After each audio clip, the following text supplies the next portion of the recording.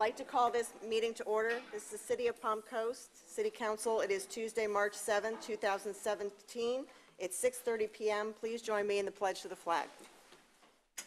I pledge allegiance to the flag of the United States of America, republic for which it stands, one nation, under God, indivisible, with liberty and justice.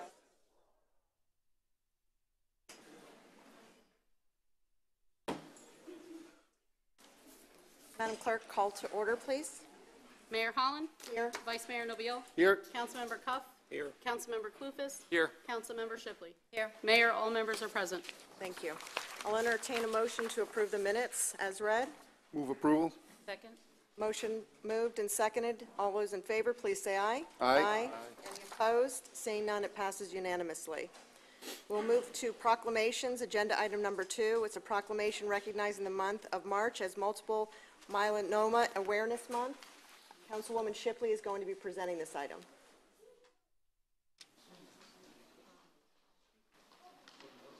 Hi, Heidi. How are you? Whereas multiple myeloma, or myeloma, the second most common blood cancer worldwide and the fastest rising hematologic cancer, is a cancer of plasma cells in the bone marrow. It is called multiple because the cancer can occur at multiple sites. And whereas multiple myeloma currently affects nearly 96,000 people in the United States and about 750,000 people worldwide, with an estimated 30,330 cases expected to be diagnosed in 2016 and 12,650 losing their battle this year. And whereas once a disease of the elderly, it is now found increasingly in people under 65. And whereas because myeloma is a rare disease, there can be delayed diagnosis leading to delayed treatment. For this reason, an increased awareness of myeloma for clinicians and the general public will lead to earlier diagnosis, allowing people to live longer. And whereas continued investment and innovation is critical to achieve early diagnosis and implement the most effective and safest treatments for myeloma patients. And whereas, although we have seen important advances in the last decade, there is still no cure for myeloma. And whereas the City of Palm Coast is committed to increasing awareness of myeloma and encouraging private efforts to enhance research funding and education programs. Now, therefore, be it proclaimed by the City Council of the City of Palm Coast, Florida, that the month of March 2017 be officially designated as Multiple Myeloma Awareness Month in the City of Palm Coast. Signed the 7th day of March 2017, Melissa Holland, Mayor. Just a little bit. I just want to thank the Honorable Mayor Holland and the City Council members for declaring the month of March as Multiple Myeloma Awareness Month. I appreciate this opportunity to bring multiple myeloma and the curable cancer of the bone marrow awareness to others. People are being diagnosed as young as 30 years old now. Multiple myeloma is one of the top cancers that has resulted from the 9/11 amongst the first responders. It could start as nagging backache, a kidney infection, or something as innocent as anemia, such as my case. I was diagnosed stage 3 in 2011 and given 1 year. Only through multiple myeloma specialists and many prayers I am here today. Please, I am a cancer advocate. The sooner a person receives diagnosis and treatment, better their chances are to fight this devastating cancer.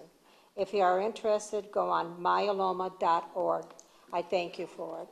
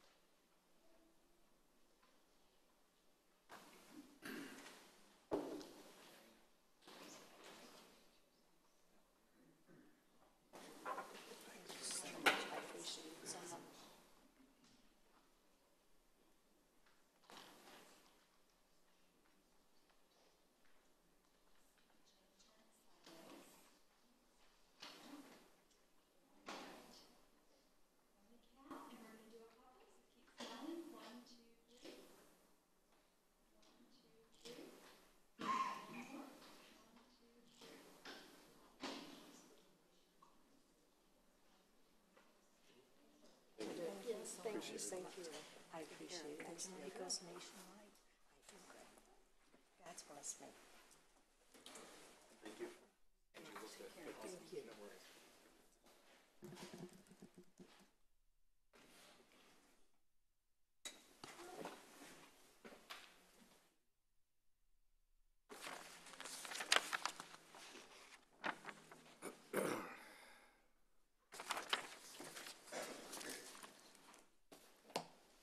We'll now move to agenda item number 3, presentations.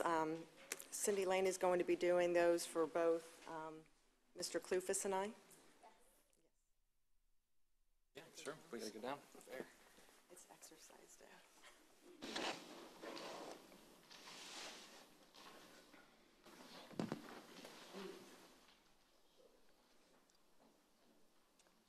It's not too often that the staff makes a presentation to the mayor. It's usually the other way around. So I am privileged to present to both of you, Councilmember Nick Clufus and Mayor Melissa Holland, a certificate for your completion of the Institute for Elected Municipal Officials. And I just want to read a couple of sentences from Lynn Tipton, who's the director of the Florida League of Cities University. She says, on behalf of the John Scott Daly Florida Institute of Government and the Florida League of Cities, I am pleased to award this certificate to you for the completion of 18 hours of instruction at the Institute for Elected Municipal Officials in Cocoa Beach, Florida in January. It is our sincere hope that you found the program challenging and worthwhile. And I will present your certificates along with the letters. Mr. Clufus, Thank you. this is your letter. And Mayor Holland, and we'll do a photo, and I think we'll just do it right here.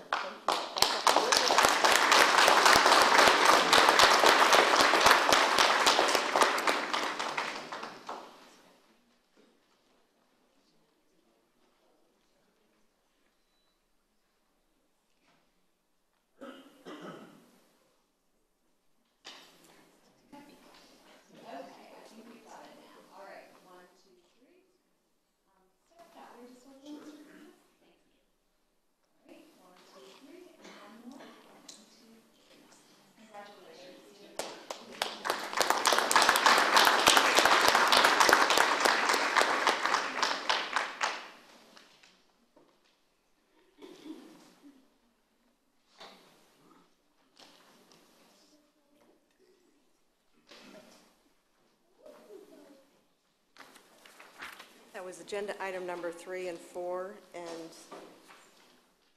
agenda item number 5, presentation on Deputy Chief Forte's Chief Fire Officer designation. Wow, he put his dress uniform on.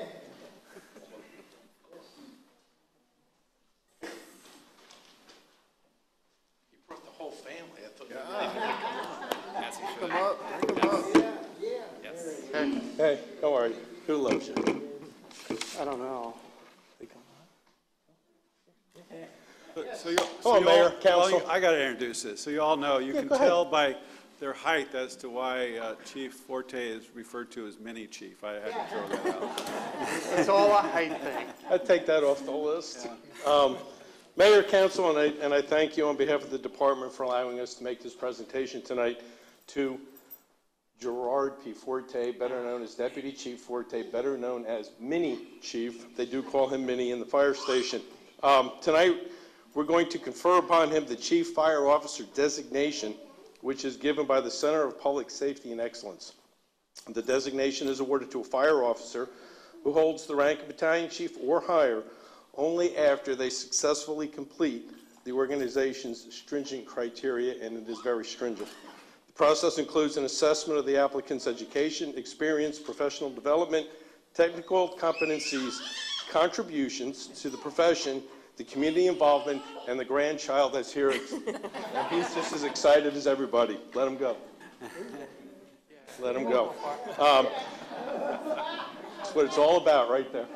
In addition to what Jerry had to go through, he had to complete a required and identify a future professional development plan. This isn't something that just we're going to do tonight and it goes away. After the completion of the 12-page application, which is the shortened version of about 35-page application because Jerry holds his master's degree. The application package is sent to a peer reviewer and then on to the board of directors for consideration. The CFO program is not just about climbing a career ladder. The designation is about our profession. Seeking this professional designation shows that he has taken seriously what it takes with honor, purpose, and dedication. It gives me great honor and pleasure to present Chief Jerry Forte with the Chief Fire Officer designation, which he is one of 1,300 in the world. Yes.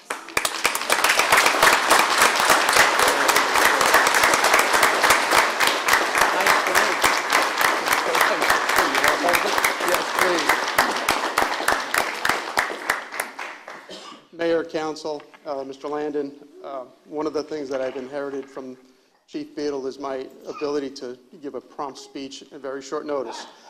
And I'll try to keep it brief. I know the agenda is kind of long, but 25 years ago, we had an organization that didn't have a fire chief. We didn't have an organization leader, and that was about 3 or 4 years worth. 15 years ago, when we became a city, we organized our department that education was set as a priority. And part of that is we made lieutenants acquire associate's degrees and get full fire officer designations through the state of Florida. 10 years ago, we enhanced the education of our officers by making sure that the senior officers started working towards a bachelor's degree. 5 years ago, we insisted that everybody that went through promotion had to have a certain level of education to meet those promotional criteria. That leads us to today and the leadership that the chief has brought us to. Just imagine where we're going to be 10 years from now. Part of the criteria is looking at what our next 10-year plan is going to be. We've come a long way in the last 15 years, and we're looking forward to what's going to happen in 10 years and working with council and the administration at that point to make things happen. So thank you for the recognition. Thank you, Chief, for what you've done to enhance my career and move me along, and it's greatly appreciated. Thank you.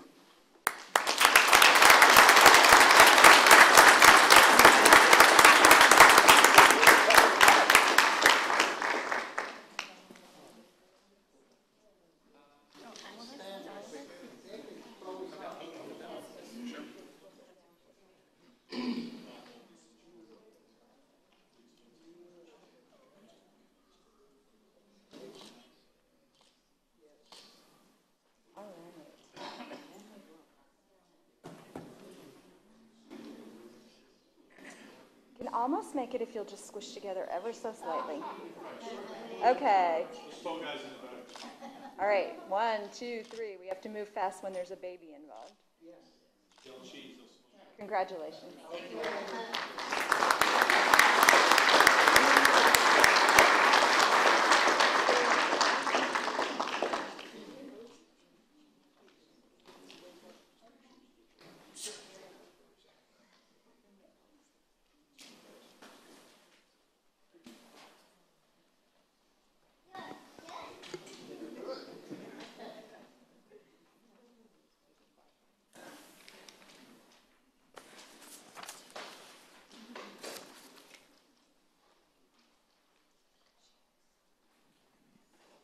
Now move to agenda item number 6,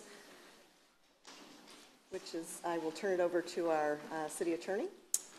Madam Mayor, this is agenda item number 6, and this is the title. The title is Palm Coast 145 LLC Comprehensive Plan Amendment. This is an ordinance of the City Council of the City of Palm Coast, Florida, providing for the amendment of the City of Palm Coast 2035 Comprehensive Plan as previously amended. This is pursuant to section or chapter 163 Florida statutes. And this ordinance amends the future land use map, or FLUME designation, for 145 acres more or less of certain real property from industrial, greenbelt, and conservation to industrial, residential, and conservation, as described in more detail in the legal description which is attached as an exhibit to this ordinance. This ordinance I think includes... someone's alerting that you can't hear. Can you speak louder? Oh. I'll get a little closer, sorry. This ordinance includes a note on the future land use map to limit development on the subject parcel to 348 dwelling units and 350,000 square feet of non-residential. This ordinance provides for conflicts, ratification of prior acts, codification, severability, and an effective date. Mayor, Council, this is the first of two ordinances. You have a companion ordinance coming up, which is the rezoning. And this matter is legislative because it's a comprehensive plan amendment. The next matter, which is the rezoning, is quasi-judicial. When we get to that, we can talk a little bit about how that process is a little different from your legislative action, which is the comprehensive plan amendment. Let me just ask a quick question. We're going to be presenting these both as one item. Correct. Bill, I would recommend that they go ahead and do the ex parte contact. That's fine. That's fine. We are going to make one presentation, but I think it's important just to note for the record and for the council that these are two separate matters. Normally, what we do is I read the title to the comprehensive plan ordinance first, and then I'm happy to read the title to the rezoning ordinance, but it will be quasi-judicial. So at this time, if it would be appropriate for the purposes of the rezoning ordinance, if any of you have received any ex parte communications, which can be a phone call, it can be an email, it could be a tweet, it could be whatever, with regard to this item, the rezoning, that needs to be disclosed at this time. Any member of council wish to disclose any ex parte communication? I've just had several emails, no communication back and forth. It's just emails forwarded to me, and I just forwarded dates and times back. I have received emails also and phone calls that I didn't get a chance to return. I've received emails. I forwarded them to Mr. Landon. Mr. Landon, I know, followed up with staff as well. Today I received a letter in particular from Jason DiLorenzo, who's Government Affairs Director from the Home Builders Association, but no discussions. I know Jason called me today, but I absolutely insisted that we do this to the letter of the law and not have any type of ex parte communication before we hear this item and act in a judicial capacity. So. And go ahead, I also sir. got that email. In addition, I received multiple emails from citizens and residents voicing their concerns, and we're good there. Nothing back. And I received a number of emails, most of which appear to be from citizens on the issue.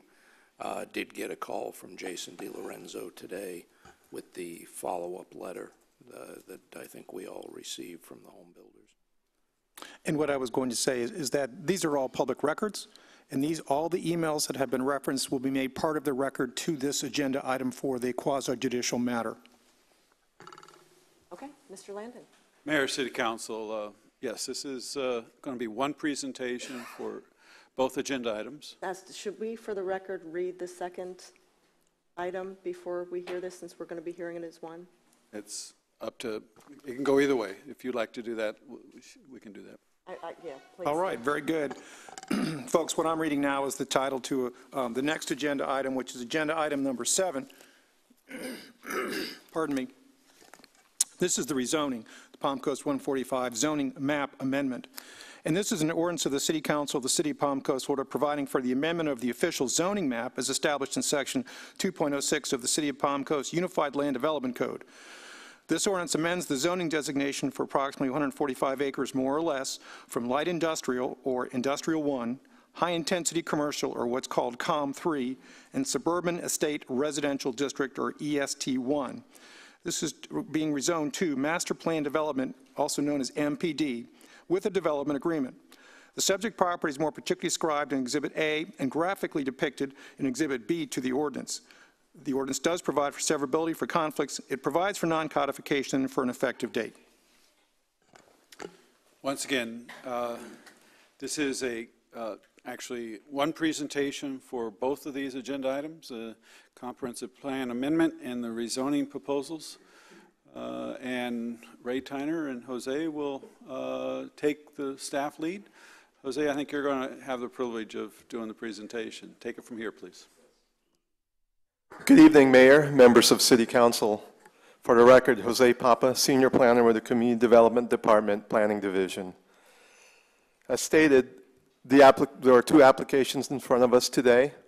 The first one that I will go through is the proposed comprehensive plan amendment. The subject property that we're looking at is located east of US 1 and south of Belterre Boulevard and north of County Road 305 and Seminole Woods Parkway.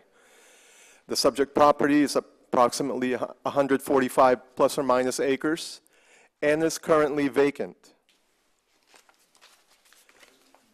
This is the proposed comprehensive plan amendment. On the left is the existing existing future land use map for the subject parcel.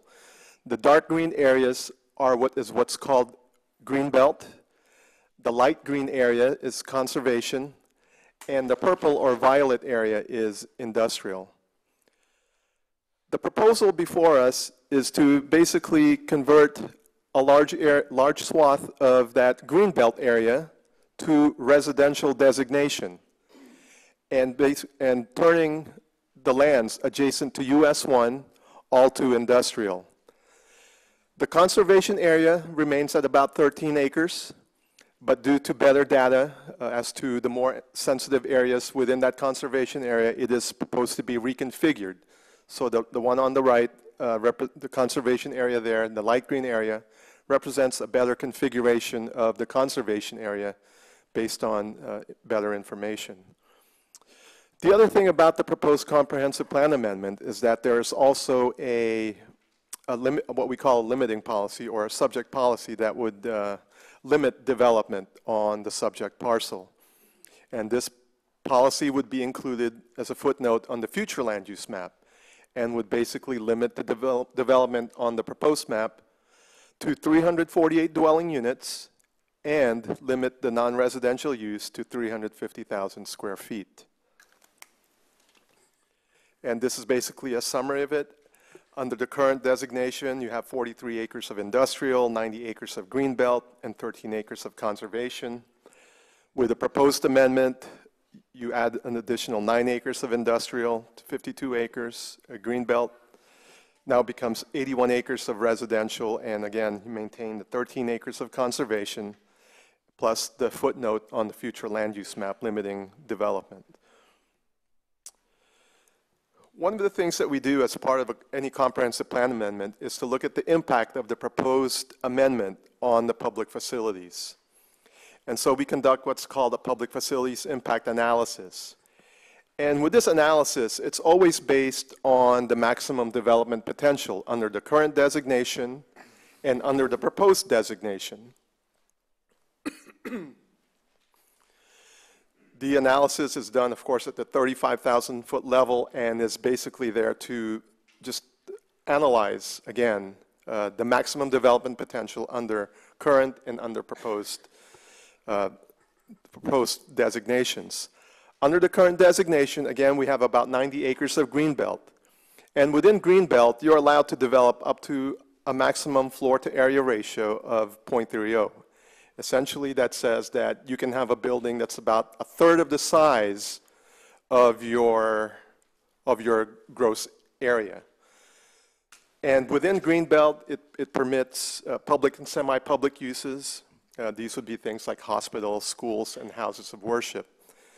So doing just the math of 90 acres at the floor area ratio of 0.30, you have a maximum square footage potential of about 1.1 million. And with industrial, the comprehensive plan permits a maximum floor area ratio of 0.50 of commercial uses, and those would be things like shopping centers or retail uses. And so with the 43 acres of industrial at a floor to area ratio development of 0.50, you would have a potential maximum development of about 944,381 square feet. Under the proposed designation, as we mentioned, part of the amendment is to add a limiting policy on the future land use map. So under the proposed designation, which would be the residential, industrial, and conservation, it is the limiting policy that basically caps the maximum development potential under the proposed designation.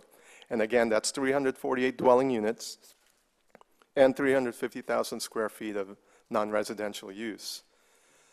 So doing a quick comparison of those two, again, under the current designation, you can have a total of up to 2.1 million square feet of non-residential use. Under the proposed, 350,000 square feet. And under the current, you're limited to about 90 units, 90 residential units. Under the proposed designation, that number of units is increased to about 348 units.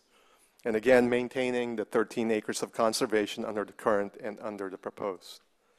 And there is no development potential within conservation. That is, you're not allowed to put a vertical building for a residential or non-residential use. So there is no development potential. So doing a quick comparison, the proposed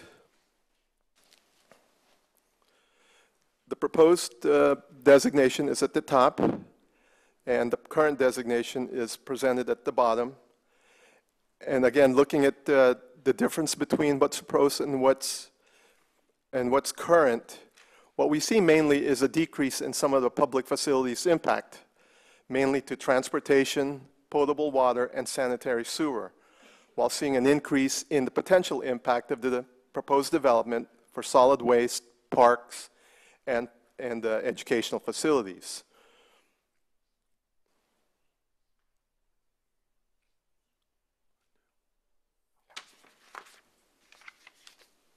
Just to summarize that, again, the net result of the amendment, and it's probably due to the limiting policy, what you see is a decrease in PM peak hour daily trips. That's the amount of trips that are going to be produced by the proposed development. A decrease in water and sewer demand, but due to the increase in residential development potential from 90 units to 348 units, you see an increase in the demand, potential demand on parks and school capacity. And again, this is done mainly at the 30,000 feet level, and if this development is, if the proposed map amendment is approved, there are other additional development review that will occur on the subject project, and within that review, the facility needs will be analyzed more in depth again during either the site plan or the plat review process.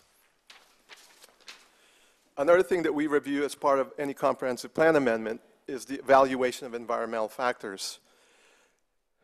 As a quick summary of what the evaluation finds, first of all, one, the parcel is not within a special flood hazard area. Second, the amendment continues to preserve that 13-acre conservation area.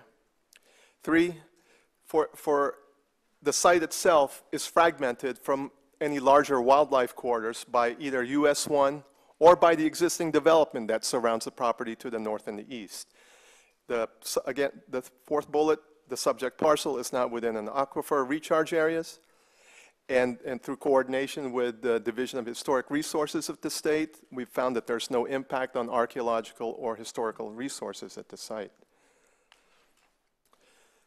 Looking at its consistency with the surrounding land uses, again, the proposed amendment will designate about 80 acres as residential, as shown in yellow here. And as presented here, the surrounding areas to the north and to the east are also designated as residential. So there is that consistency between the proposed residential land use designation and the residential land use designation that currently exists to the north and the east. As for the industrial land use designation along US 1, again, that is consistent with the land use designations that you generally find to the west of the property across US 1.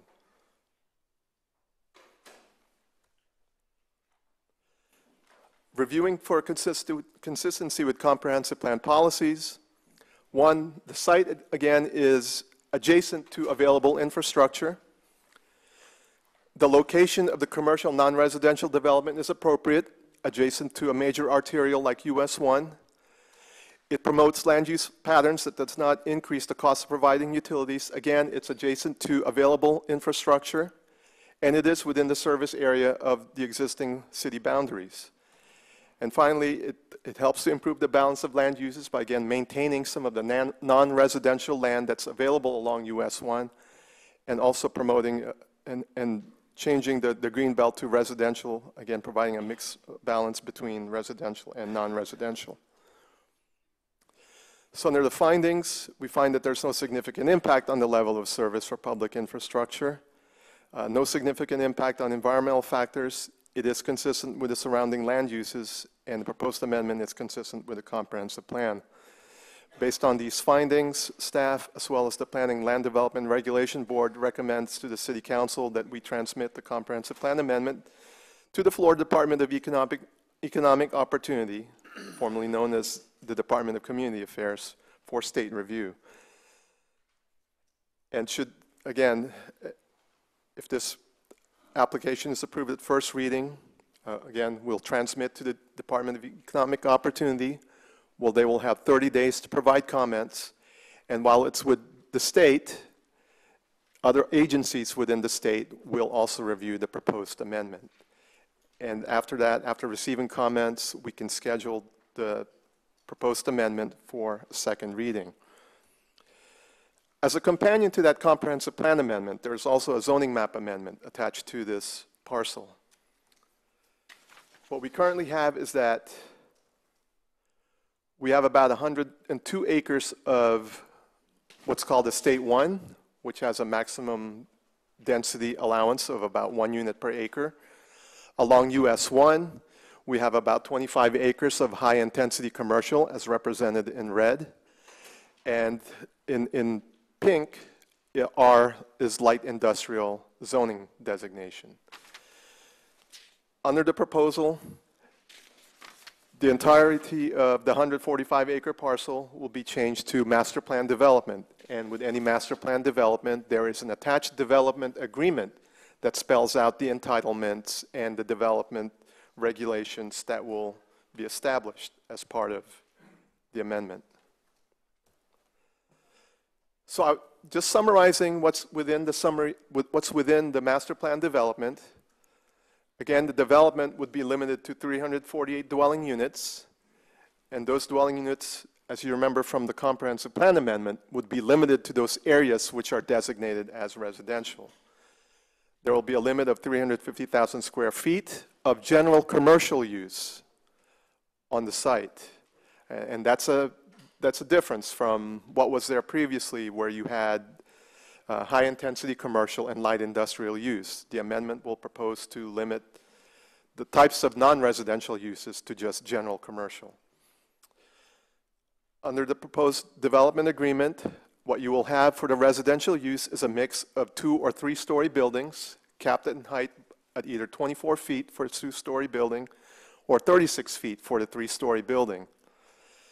The proposed development agreement, as represented within this conceptual master plan, proposes to have a 100 to 140-foot natural buffer area, and that's represented in the dark green on the perimeter of the subject parcel. The development agreement also proposes to install a 6-foot fence with a landscape hedge, again on the north and eastern perimeter of the subject parcel. Any development of a multifamily building would be set back or developed approximately 424 feet away from the east property line, which is here. And so the nearest point would be 424 feet from that line for any multifamily building, while from the north property line, it will be approximately, or not approximately, but 420 feet. It's important to note that within this parcel, access will only be available through US 1. There's no available access into the surrounding neighborhood, only through US 1 as represented by these proposed within the conceptual master plan. And the master plan development also proposes to have an internal bike ped system that would connect the residential uses with the non-residential use.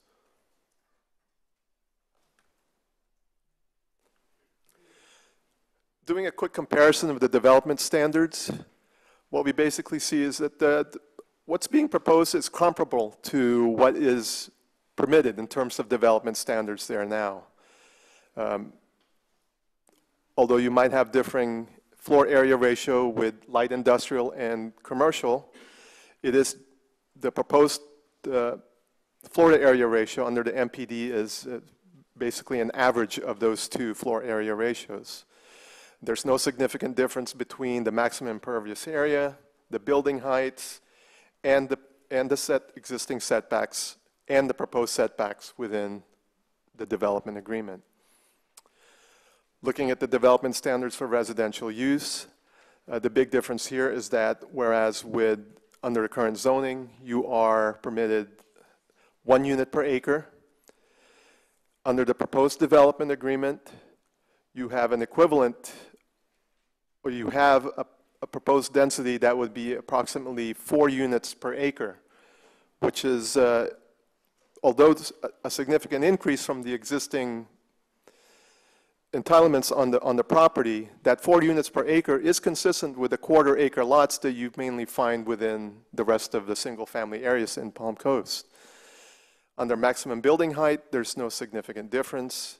The impervious area, you're allowed slightly to have a more impervious area within the proposed development. The setbacks, although it is spelled out here, it is important to note here that within the setbacks, the development agreement itself has already created that setback by providing that 100 to 140-foot buffer, natural buffer to the north and the east, as well as the proposed open space area that would basically limit any multifamily building from being any closer than about 400 feet either to the north or to the east property line. The lot size minimums are significantly different again, but again, mainly limited or already addressed by the development agreement. And the living area minimum under the MPD or the proposed development agreement, if it's a multifamily development, those units would be a minimum of 750 square feet. Comparing the proposed use with the surrounding properties, again, what you have is the buffer areas shown in light green and green. The yellow areas is where it's proposed to have multifamily development. And again, you have the existing residential uses to the north and to the east. While along US 1, it's where you will have the non-residential, or in this case, general commercial uses, again, consistent, or provides an appropriate buffer between the industrial uses that are on the west side of US 1. Again, the general commercial providing an appropriate buffer to the proposed residential uses to the interior of the property.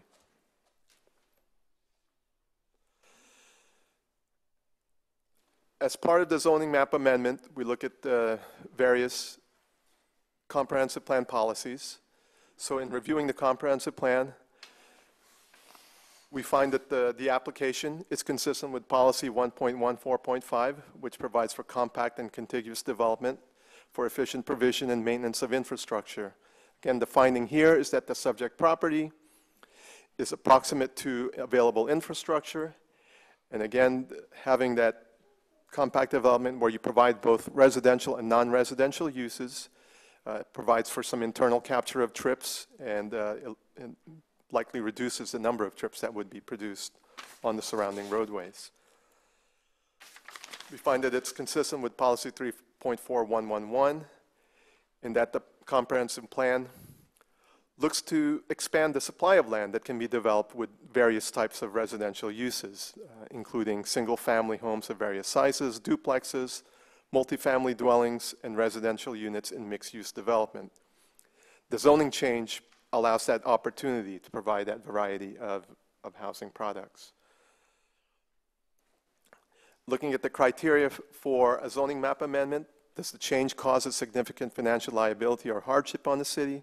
Again, the site is proximate to public facilities, the existing water and wastewater lines, as well as already being within the service area of the city, and that's for fire rescue and for law enforcement services. Its impact upon the environment and natural resources. Again, we've found no significant impact on the environment and natural resources, but moving on beyond that, if the application is approved, the site at the time of site plan review or platting will be subject to further review and would be required to meet all the requirements of federal, state, and local agencies. We find that the zoning map amendment does not pose a threat to general health, safety, and welfare of the community. It must comply with other local, state, or federal regulations as stated previously. And again, the potential uses on the site are compatible with surrounding uses and will be subject, again, to further development review if this amendment is approved. Its compatibility with surrounding land uses, as previously stated, again, it is compatible with surrounding area. And looking carefully at the buffer and the architectural considerations that must be provided to make it more comparable or compatible with the surrounding area. Again, the buffer that's being provided as part of the development agreement, as well as the requirement that any development within the city of Palm Coast, they would be required to meet our architectural standards. Does it accomplish a legitimate public purpose? It does provide for a commercial area, retail office along a major arterial, and provides the opportunity to diversify the housing stock within the city. And finally, looking at the policy that exists within our comprehensive plan as to what areas or what criteria has been established for where multifamily zoning areas should be. Under that comprehensive plan policy, one, areas to be considered for multifamily zoning areas should be located at a major arterial. In this case, it is located along US 1. The parcel should contain at least 15 acres of contiguous uplands. This parcel meets that criteria. The availability of central water and wastewater facilities in proximity of the site. Again, this parcel meets that criteria. Is there adequate land to provide either a wide landscape or natural buffer from proximate single-family residential uses? This parcel at 145 acres, and as shown by the conceptual master plan, has provided an approximately, again, 100 to 140 feet of natural buffer, while again being able to provide open space that it really expands that buffer to about 400 feet from the north and the east. And again, this development, if approved, would be required to meet the architectural design guidelines provided within the Land Development Code.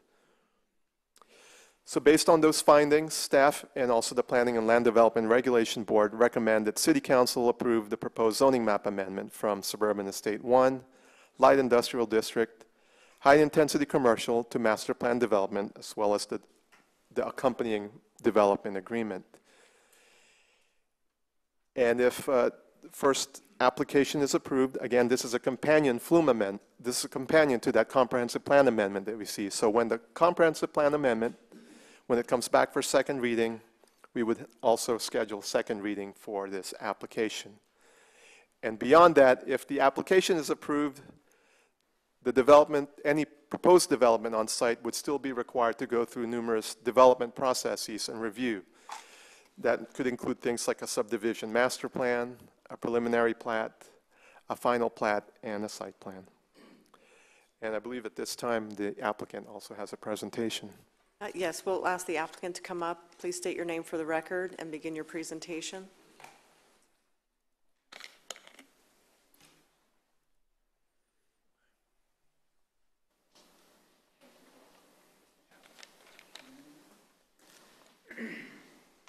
Hello, everyone. My name is David Blessing. I am one of the investors in a company called Palm Coast 145. Appreciate the opportunity to present to you tonight the project that we think is going to be very good for the community and very good for the city of Palm Coast. It's always nice to see when I come to Palm Coast, I get a large welcoming committee that welcomes me here. So it's good to see my friends. Let's start with a little bit of who we are. Again, I mentioned to you 4 investors. I'm one of which. So we have a long history and background in construction and finance and development. We've worked together for somewhat 9 to 10 years together. We've done several projects, several large projects. And when we came upon this project, really walked it and liked it. Liked the trees, like the area, like the US 1 access. Just a beautiful piece of property, and Palm Coast is, as I mentioned, I'm not being facetious, it's beautiful. It's a beautiful place to be. I mean, we took my wife out to the beach, and it's just fantastic. Good old Florida. I mean, I'm from South Florida, and it's nothing like that. This is a great place to develop a nice piece of property like this. So here in reference, you can kind of see where our property is. down at the bottom, that triangular shape, that is our property. And to the north is quite a bit of single-family residences that's been developed. And south of 100 is where I believe that, the development is currently engaging, and it's working our way toward our property. Grand Landings we've also identified, which is a very successful, again, single-family home community. This is some pictures around my property, some of the existing locations. It's light industrial, but this kind of shows you what is up along that US 1 corridor if you haven't driven it.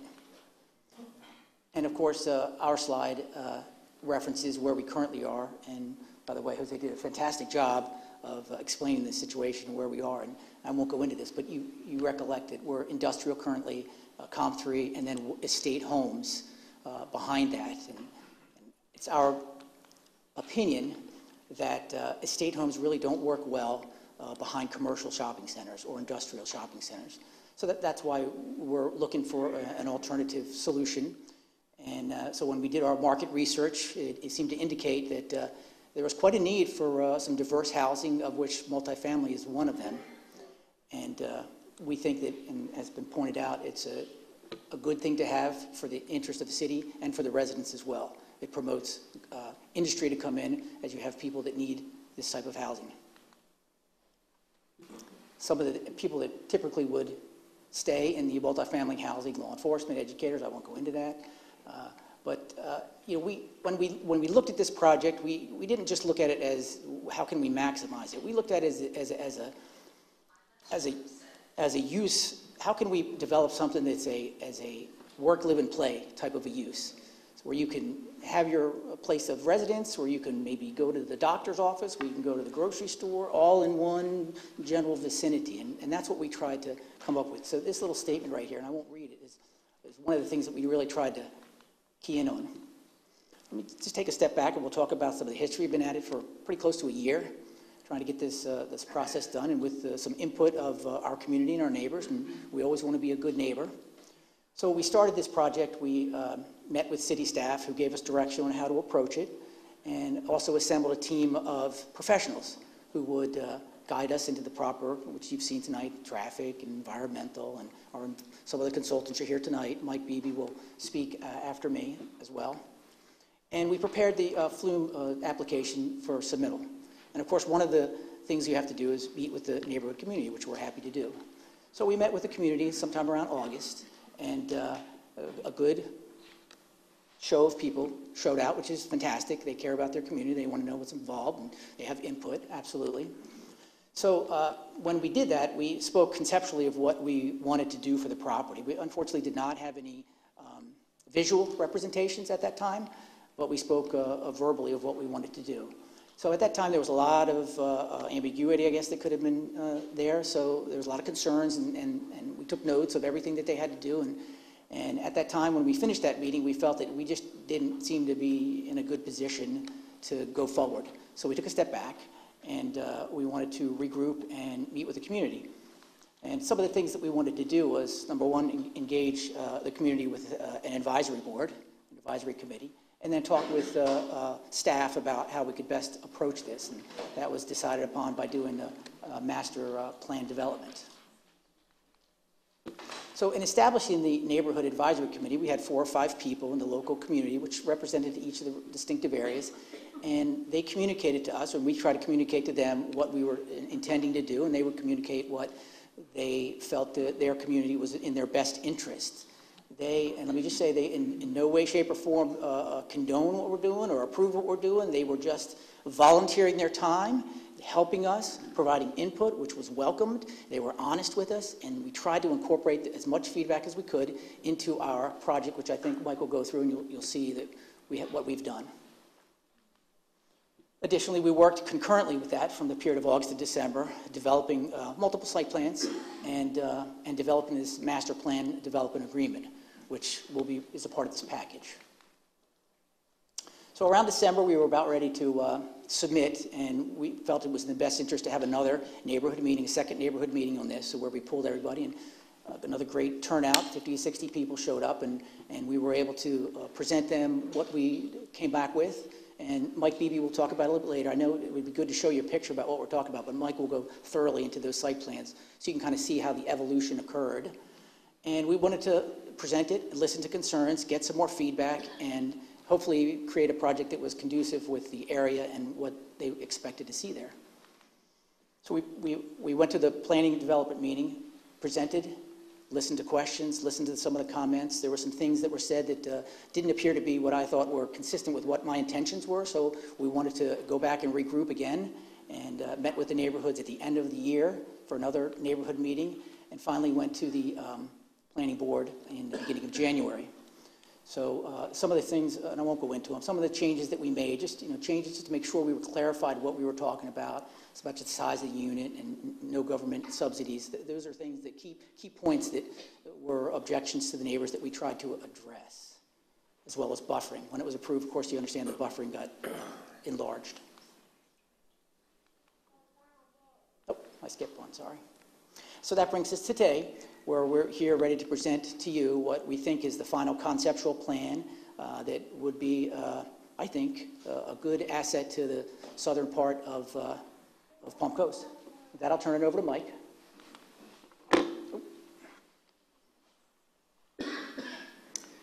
Mike Beebe, Beebe & Associates, 33 Old Kings Drive North.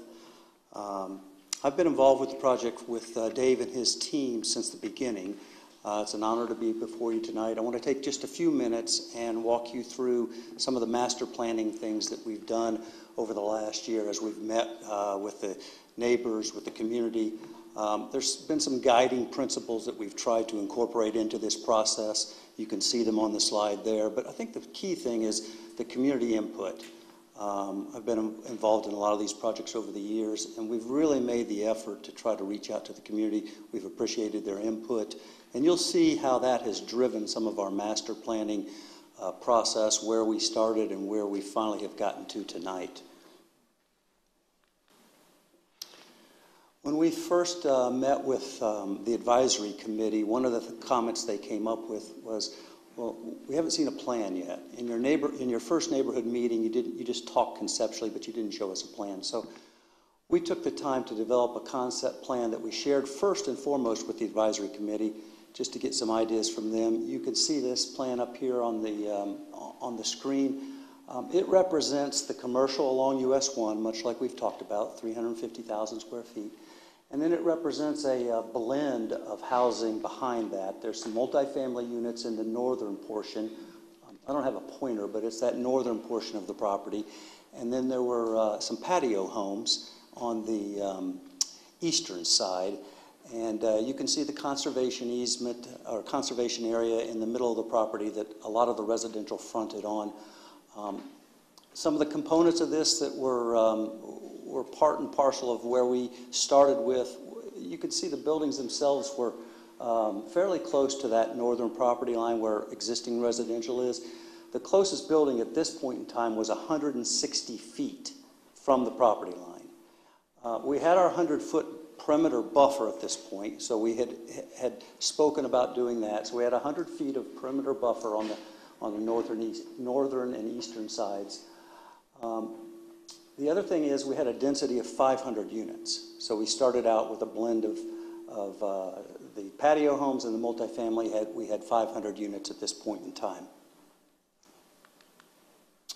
Concerns that the advisory committee came back to, we really were boiled down to three major concerns. Density, obviously they felt that 500 units was too dense.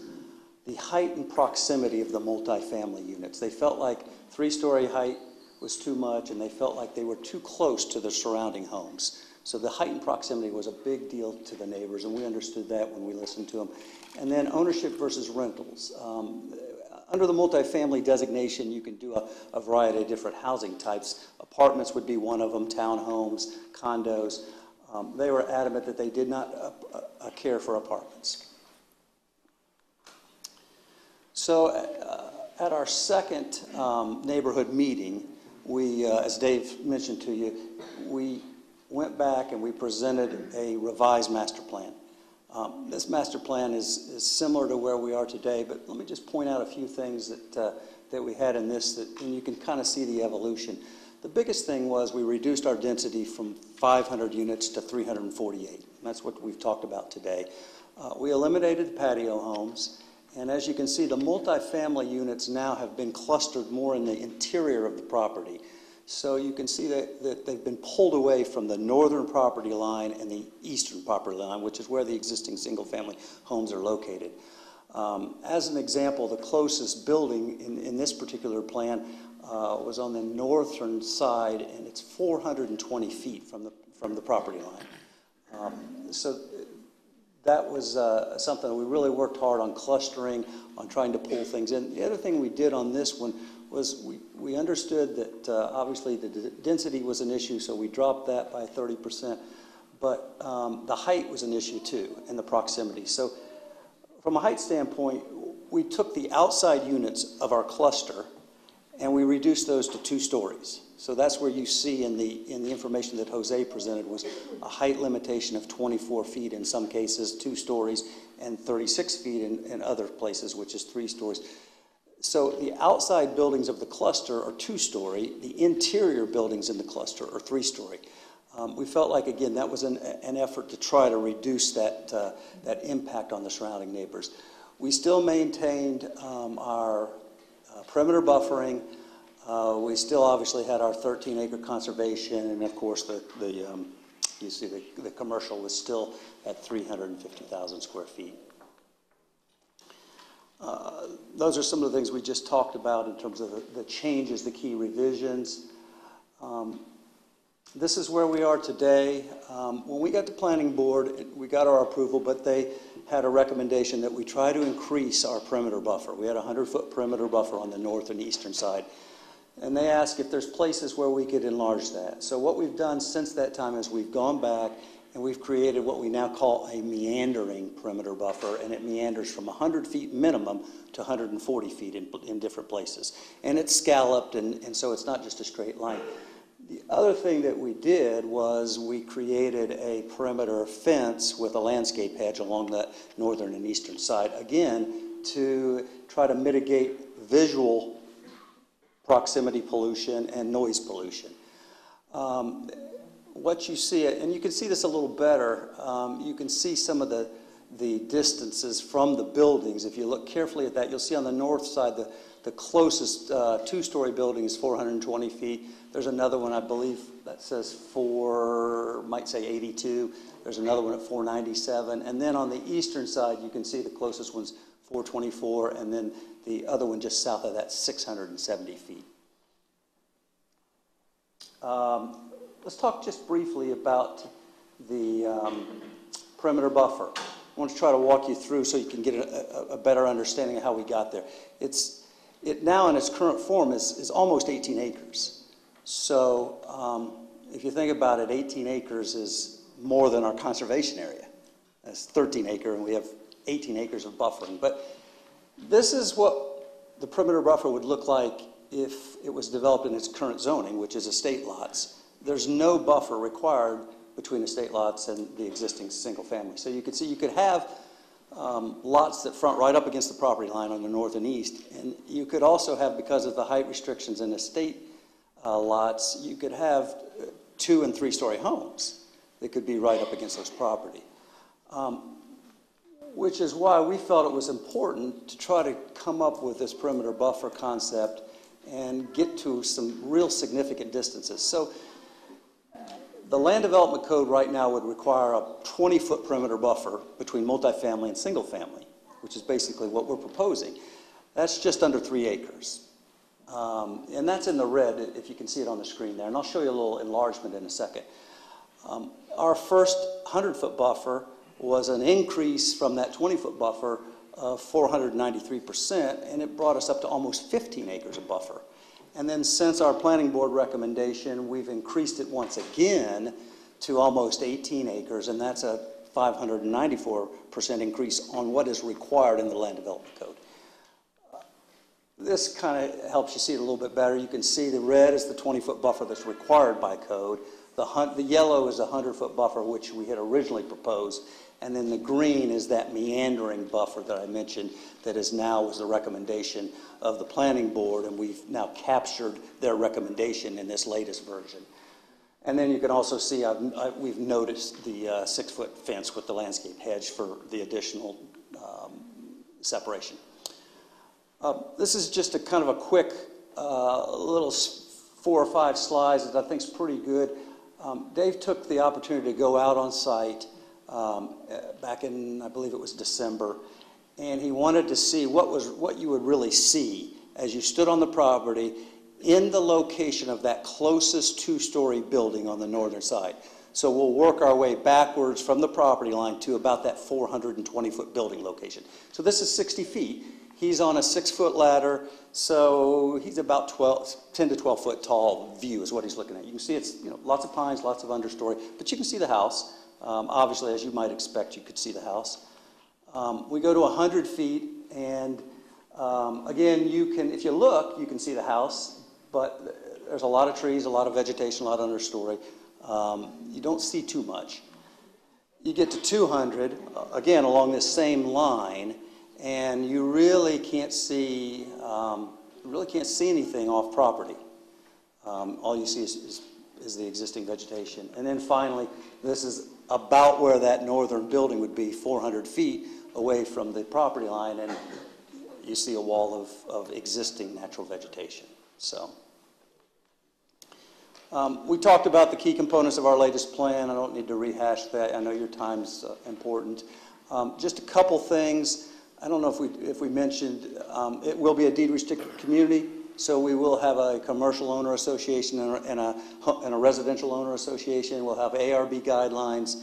I think Dave mentioned briefly one of the things that we'll put in our covenants and restrictions, that if there are apartments, that they will not accept any subsidized housing or government rental assistance programs. That was a comment we heard quite a bit, and so we've tried to put that as strongly as we can. We'll have on-site property management, we'll have a rent discount for law enforcement, and we've got some other things in our agreement in terms of incorporating the crime prevention through environmental design strategies. There's a lot of language on the environmental in terms of BEAR, SMART, and FireWise. And then finally, I just want to leave you with a couple of architectural images that we've done to give you a flavor of what we're talking about. Obviously, we haven't developed architectural plans at this early stage, but what we're trying to capture here is this is the quality of a development that we would propose. Tastefully done architecture, good materials, good color choices, nice landscaping, lighting, hardscape for the commercial areas, and likewise, same thing for the multifamily areas. Again, tasteful architecture with good materials, good landscaping, lighting, and all those kind of things. We're excited about the project. Dave and his group, I think, have done a lot of good work today. We're better today than we were 6 months ago when we first started this process, and by and large it's because of the input from the community, because it has forced us to look at creative ways to solve problems. We respect our neighbors, and we continue to want to try to work with the city and the staff, and so we thank you for your time, and we're glad to answer any questions that you might have. Thank you. Council, we can do this one of two ways. If you have questions now for staff or for the developer, or we can open up to the public and hear public comment, close, and then discuss the items before us. I'd like to hear the public, get both sides. Is that by consensus? Okay, yes. We'll now open this up to public comment. You will have 3 minutes to speak. The time will start once you state your name for the record. I will ask that each and every one of you will please remain respectful in your comments. This is a public hearing. We want to hear from you, but we want it to be more of a respectful dialogue. So please step up to the podium. Any member of the public wish to make public comment on agenda items number 6.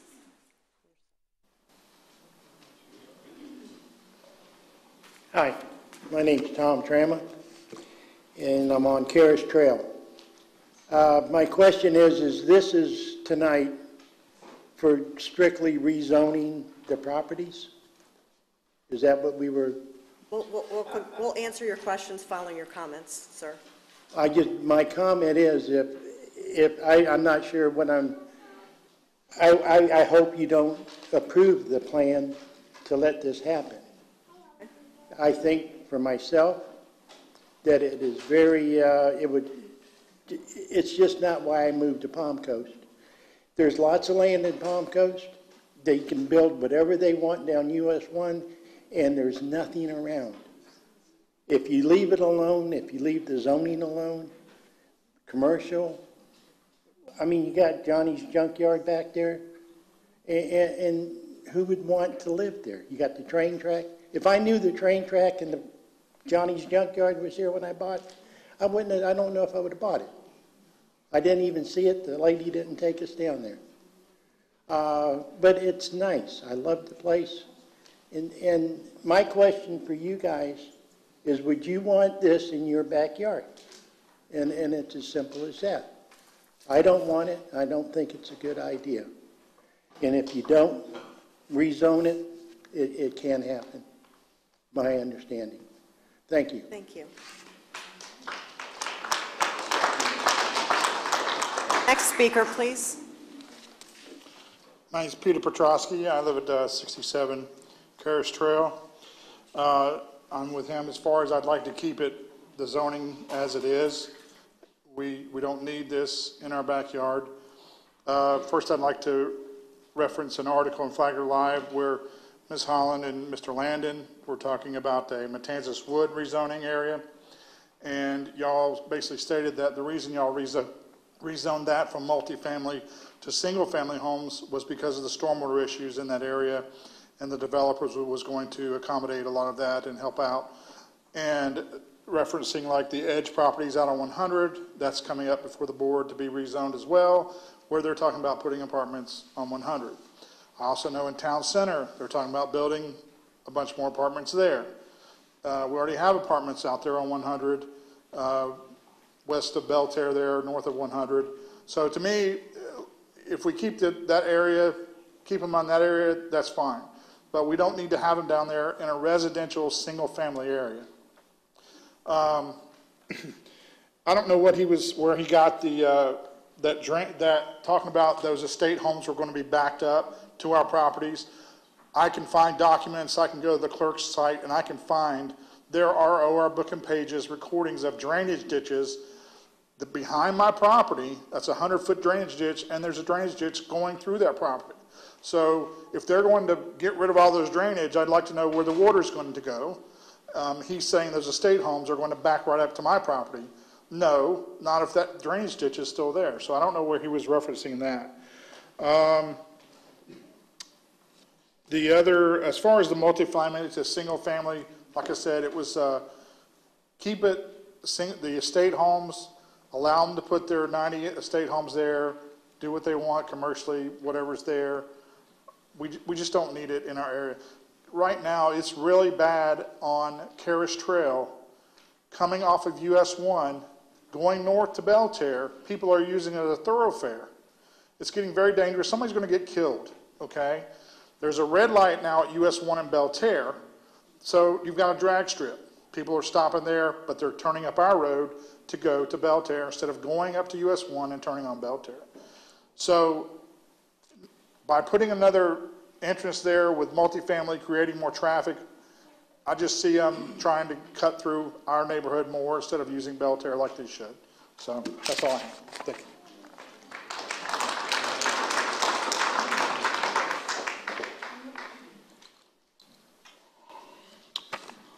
Hi, my name is Les Kinman. I live at 55 Karis Trail. Moved in there 13 years ago last month. When I moved in there, it was probably the only house on the street. Well, there was one on each end. I was told by the realtor, I was told by the developer, I was told by everyone. That was a preserve back there. It was marshlands. We would never have to worry about houses being built behind us.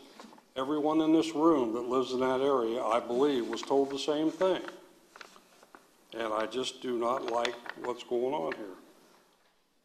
Your wildlife, we have turkeys, deer, we have everything. It's nice, it's lovely to see them, and we're not going to see them when they tear all this woods out. I mean, they say what they want, but it's not going to happen. When we have apartments, I don't care what type of apartments they are, our property values are going to drop. Because eventually, you have problems with apartments. We've seen it all over. You see it over there on 100, on those wonderful apartments they built over there a few years ago. Now there's all kinds of problems over there. So I'm totally against changing this to where you can put multi-dwelling apartments in it. If they want to build estate homes, then, hey, have at it. I'm not worried about that. But I would like to see this thing turned down, you know. Also, when the second meeting comes, and I don't know whether you can tell me this or not, will there be the meeting, will it be in the afternoon or the morning? And if it's going to be in the morning, I feel like that's a bad decision because most people have to work or have things to do during the early morning. So if you could have that meeting at 6:30, I would appreciate it. Thank you. Thank you.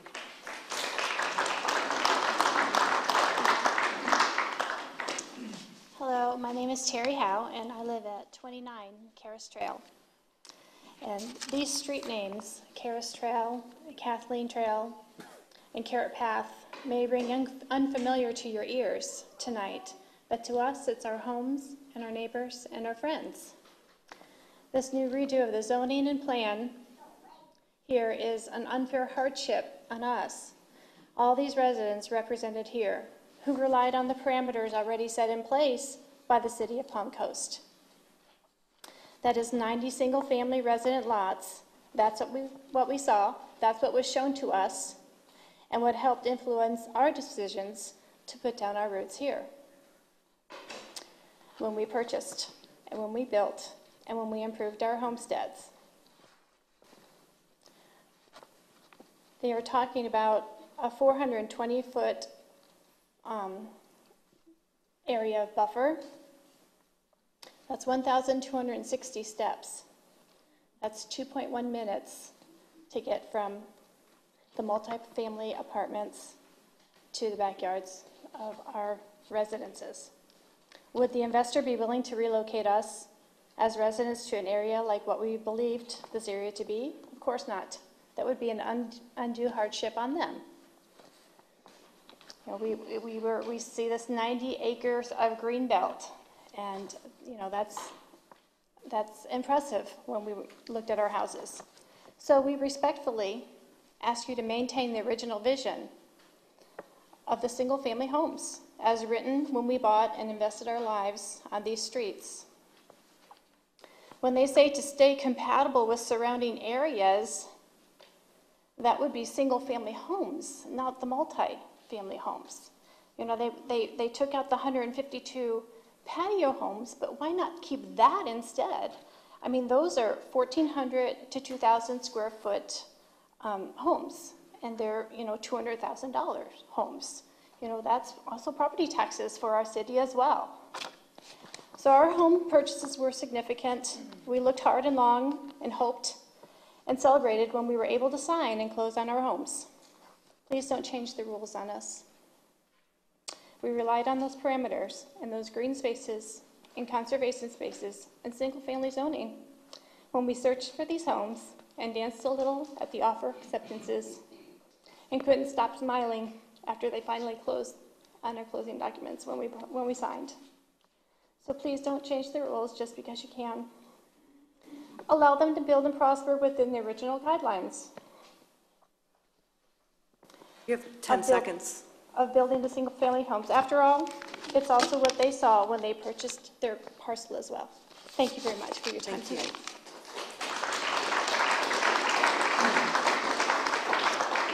Good evening. I'm Gretchen Smith from the Flagler County Chamber, and thank you all for giving me this opportunity. For the past probably 8 years that I worked for the Chamber, we've talked about the needs in our community, and one of them is affordable housing, particularly if we're going to keep up with the growth that's anticipated for Flagler County. You know, growth is coming. It's coming. And we need a way to, you know, from an economic development standpoint, we need to be able to offer to the community options. And just this morning, in our Business Issues Committee meeting, which we have every month, Mr. Kloufis was there, we talked about how it's pretty much impossible to find a rental property for under $1,000. We need more of those. We need more of those for our community. We need more of those to attract businesses that want to come here and establish themselves. We need more of an inventory of housing options. We don't have that right now in Flybourne County. We've got a really small inventory of homes, and we need to expand because, you know, growth is coming. It's going to come whether or not we want it. And if we can partner with a great company like this, that they've actually listened to what local residents are saying, then I think that this is a no-brainer. And I encourage you to allow this to move forward. Thank you.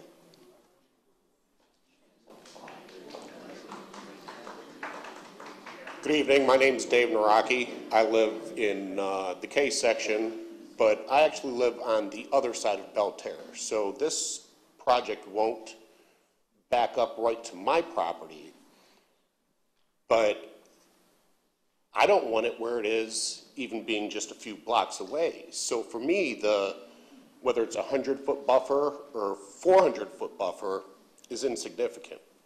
There's plenty of area in the county and in the city where if a developer wants to do multifamily, there's not already a bunch of single-family residents that buffer that area. I appreciate the developer, the investor for coming in. I really appreciate the fact that they want to invest in our community, but do it a different way. I would love to have more restaurants and shopping on the south side of town, because we don't have that right now. Target, you know, but there's not really too many restaurants there. If the only way that I would support making the change to the zoning would be from single-family estate to quarter-acre lots, I have no problem with that. I would have no problem with people having the pride and ownership of purchasing a home in that area and still having it mixed use, commercial, industrial, and single-family residence. Doesn't have to be 1-acre lots. Rezone it to quarter-acre lots, but not multifamily. Thank you.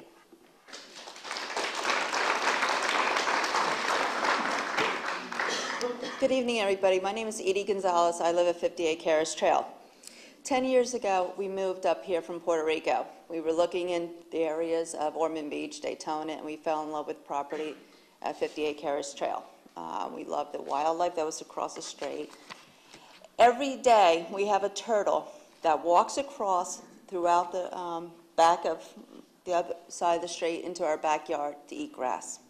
We have all sorts of animals. The only thing I haven't seen is bears, but we have a lot of wildlife that lives in that area where it's projected to be this new development. Last year, I had the privilege of staying with my daughters up in Tallahassee. Both of them went to FSU. And the area where they lived had over 300 apartments in this one little block. And to have this go into our neighborhood, I can't even imagine the chaos that would happen. You're talking about having industrial area, you're talking about having stores and commercial, and you're talking about having a whole slew of apartments. 5 o'clock, everybody gets off work. Everybody's getting out of work from the industries. Everybody's going shopping. Everybody's trying to get into home, all from one little entrance on Route 1. I don't know how that's going to work out. But when we moved up here, that area we were told was going to be a conservation. And seeing the wildlife, seeing the beauty of the area is why we stayed. And I hope that you reject this program, or, you know, this project, or at least scale it down. I can understand what the lady was talking for the Chamber of Commerce about having apartments. Great, but find the right location for them where they're not literally right in our backyard. The gentleman across the street that lives talking about the swells and all the drains. We've been lucky that we have not gotten flooded in that area, and it's because of all these, what do you call them, swells, drains, little lakes, and it's a beautiful area. I really would hate to see it go into these 300 apartments that literally kids could jump over the back fences into our properties. There's a lot more crime. There's a lot of things to look at if this does go through, and I hope it doesn't. Thank you.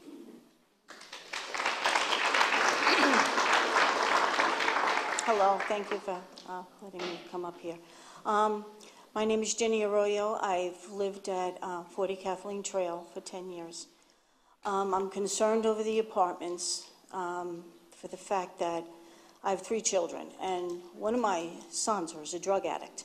And every time I got a phone call and to go look for him, it was always coming out of one of these type of apartment complexes. I lived in an apartment complex when we first landed in Florida, in Port Orange. Very nice area. And my husband and I and my one son lived there. And it was a 900 square foot apartment, and I tell you, it was a Mickey Mouse apartment. Now, I know they're offering a deal for the police officers, but however, if they're married and have children, they're not going to live in that area. They're not going to live in these apartments.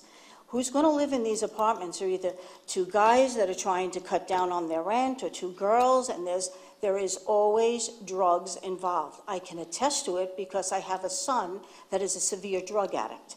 And I would not want that I wouldn't want it in the neighborhood. I'm out there looking for him. I want to put him away and, put him in a rehab center, but he's not willing to go yet.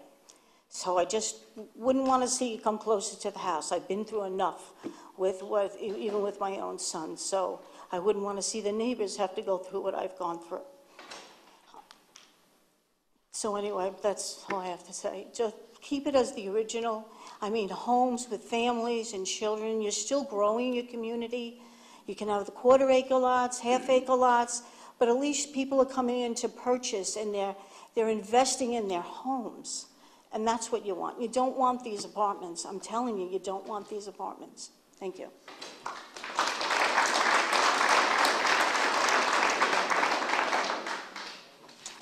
Good evening. My name is Frank Ciafalo. My wife and I live at 25 Carriage Trail. I don't know what section you live in, but tonight, look at the people behind us, and they're your neighbors, they're your constituents. They're all here to voice their opposition to this. They don't want this in their property, in their section. I've been asking myself, why did they pick this particular section? And I'm not trying to be sarcastic or arrogant, but directly across from where this is being built, you've got a junkyard, you've got a metal recycling yard, you've got trucks that are rusted and rotting, you've got wood that's rusted and rotting, you've got garbage all over US 1. They say 348, 750 square foot apartments. 750 square foot apartments is pretty small. It means the rents are going to be really low. Could be Section 8. I have no problem with Section 8. My daughter lives in Section 8. But the problem is, I don't know what he refers to as diversity. I was a COP. I patrolled the city. I went by the duplexes where the cars are on blocks, where the grass isn't cut, where the buildings should be painted. It looks beautiful what he's proposing right now. What about 5 years from now? What about 10 years from now? We may still be living there. We'd like to just keep it the way it is. If nothing else, build houses. You've got thousands of acres north of Palm Coast Parkway. You've got 50 head of cattle living out there. Nothing's ever been done out there. You've built millions of dollars in bike paths. What's going to be built out there? Why didn't he pick that particular section? Maybe that particular section has been designated in the future for some very nice gated communities. Great. But with all that acreage up there, he picked the K section? I just wonder sometimes. I really do. It's, again, we like where we live. Yeah, we have the junkyard across the street. We have the recycling yard. I bought the house. I accepted that. Got the railroad tracks. But they say no subsidized housing. If HUD comes to you tomorrow and says, you got 348 apartments, we want 55 designated for Section 8, are you going to fight with HUD? Are you going to spend the money and go to court? I mean, just, these are your neighbors, your section. Do for them what you should do for us. Thank you very much.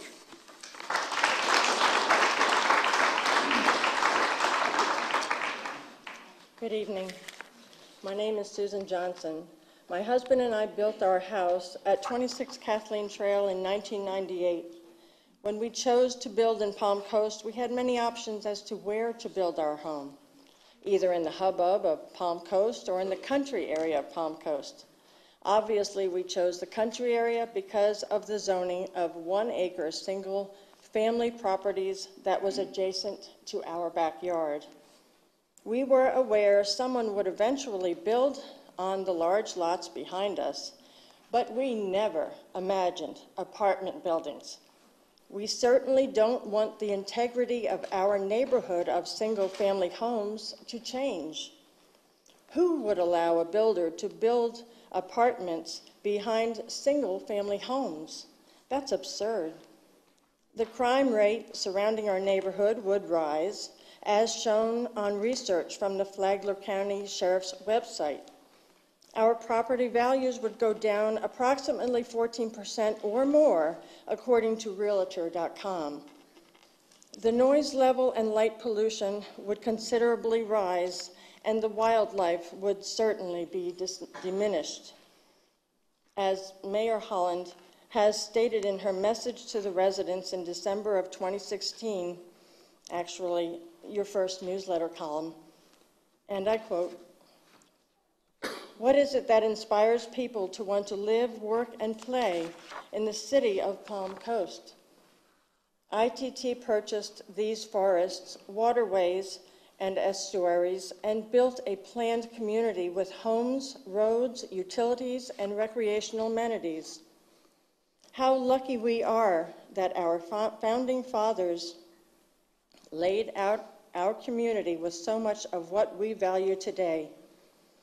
These amenities drew visitors and residents who began fueling our economy. Executives and businesses started to locate here, and we became a magnet for active retirees and young families.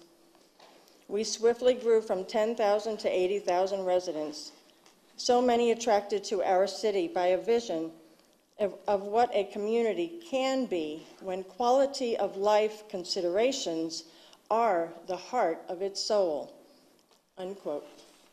Please don't let us lose that quality of life that we call home by voting for this poorly conceived zoning request change. Please vote no. Thank you.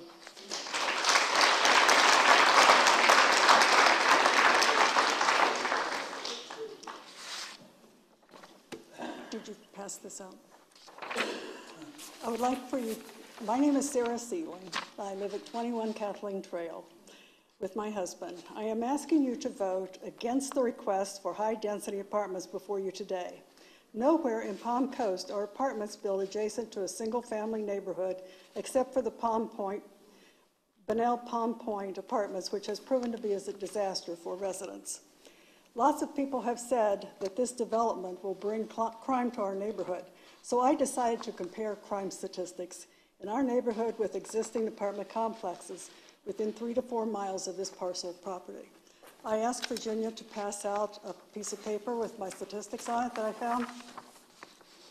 The Flagler County Sheriff's Department referred me to their website, which showed all of the crime reports on a city map.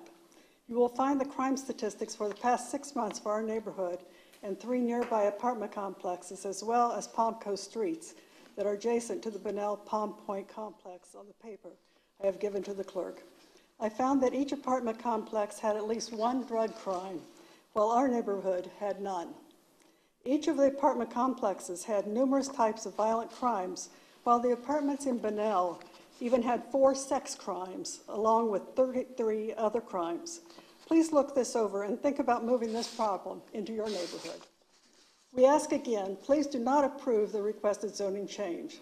Every neighborhood in Palm Coast should be assured that you will continue to maintain the integrity of the existing neighborhoods and protect us from out-of-town unscrupulous developers. We purchased our properties believing this to be true. Hopefully you also believe that. As our elected Palm Coast City Council, you have a responsibility to us. Apartments are a needed housing component for all cities, but need to be regulated for the good of all tenants and surrounding properties. As the Florida economy continues to improve, we should expect to see more of these types of inappropriate building requests. The decision you make regarding this property will set the basis for the future when more marauding developers are looking for a place to quickly put up more cheap apartments in inappropriate locations in our city. A decision will have to be made whether you are going to welcome them or protect the residents and homeowners. Please vote no to protect us. And by the way, at the zoning meeting, the city attorney at that meeting said that the developers cannot discriminate against Section 8 housing, although I see that they still have that on their slide. Thank you.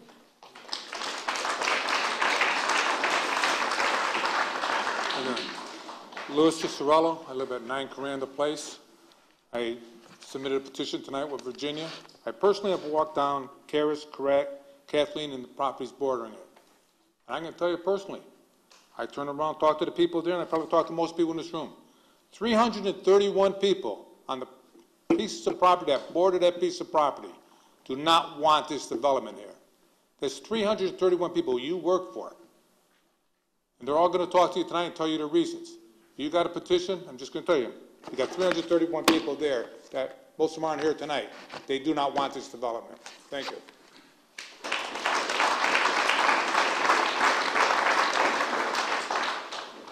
Thank you for the opportunity to speak tonight.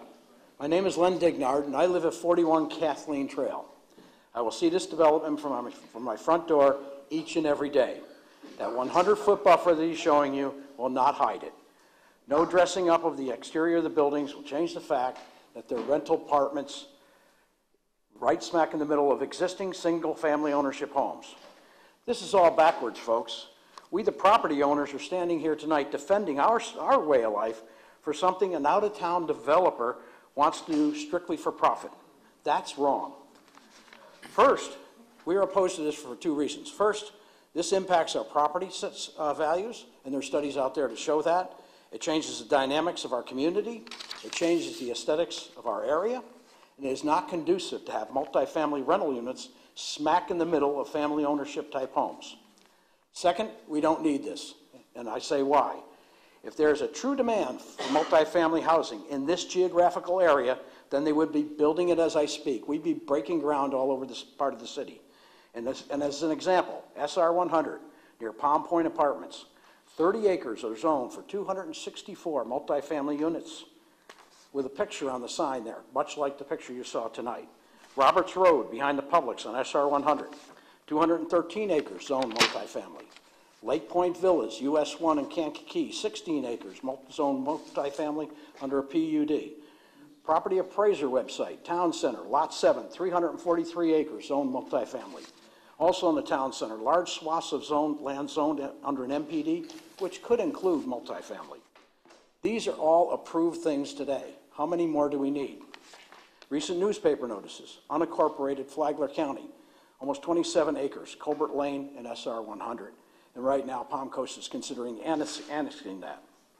The city of Palm Coast, 42 acres parcel up on the west side of US 1, just south of Palm Coast Parkway, changing from EST 1 to multifamily 2. And then we look at the four apartment buildings that are by us right now, Beach Village Apartments, Madison Green Apartments, Palm Point Apartments, Integra Wood Apartments. None of these that I know of have a waiting list.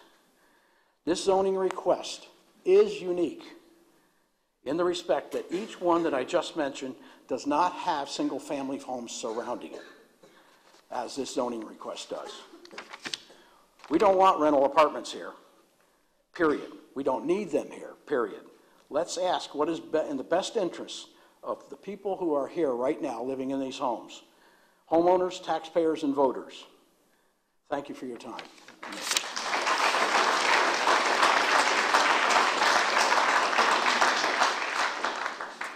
Thank you for letting me speak tonight. My name is Anne Marie Haynes, and I live at 9 Kansas Path. My property is not anywhere near the neighborhood that we're speaking of, that it's not going to be, behind my house. But I live in Quail Hollow, and these are my neighbors, and I feel that they shouldn't have to have this apartment complex, and I don't want the apartment complex. When my husband and I first came here in 2000, we bought property. We drove all around the area, and we picked down in Quail Hollow. We really liked it. It was all residential, and we liked the area, and we wanted to live there as all the other homes would be. You're going to be building an apartment complex. People that live there don't care about the apartment complex. They come and go. They rent for a year or less, or 2 years, and they go. They don't care about the property. The people that own their properties care about their properties. When Palm Coast was first established, they wanted to build a beautiful city that people would want to come here and live and make it their homes. And you keep putting up more and more apartment complexes, and it's just unacceptable. We're bringing in low-income people. I work at the hospital, and and I see that this county does not service low-income people. We have no services for these people when they come to the hospital, and we try to give them services when they leave the hospital. Why are we bringing more people in to low apartment rents that we can't even help these people? We have no jobs for these people.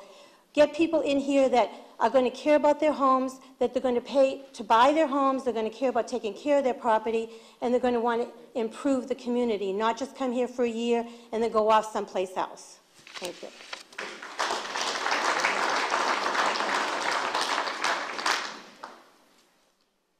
Good evening. Thank you. My name is Charles Chuck Johnson. My wife Susan and I live at 26 Kathleen Trail. When we bought our lot in 97, we had our home built in 98. We knew what was behind us.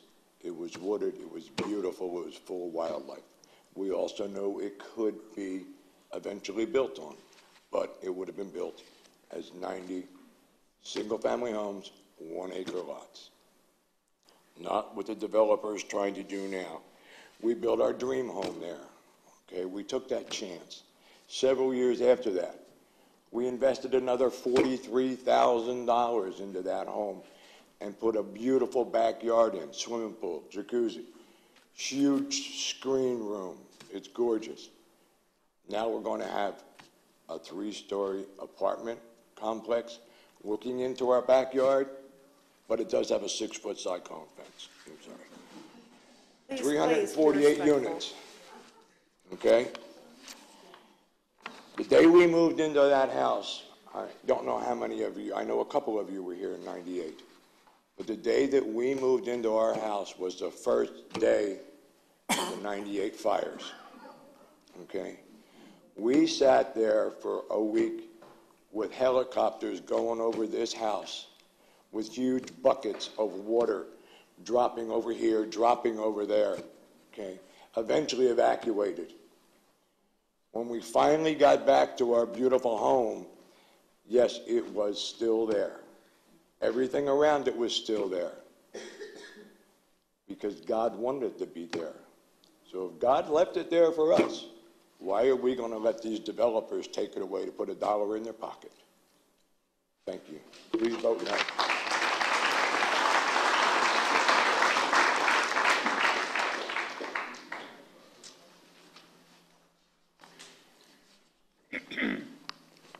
Before I give you my name, I hope you notice that a lot of us have red shirts on this evening to show unity. That's how much we're against this project. Thank you. My name is Roger Sealing. You've heard from my wife. We bought our place on Kathleen Trail 6 years ago, and we've been very happy with our neighbors and everything. Today, City Council has the opportunity to act honorably on the property that we're discussing this evening. The out-of-town investor of this land has stated that his research has shown single-family housing is not compatible with the existing US 1 properties of the junkyard, as we're going to say, and the scrap metal recycler.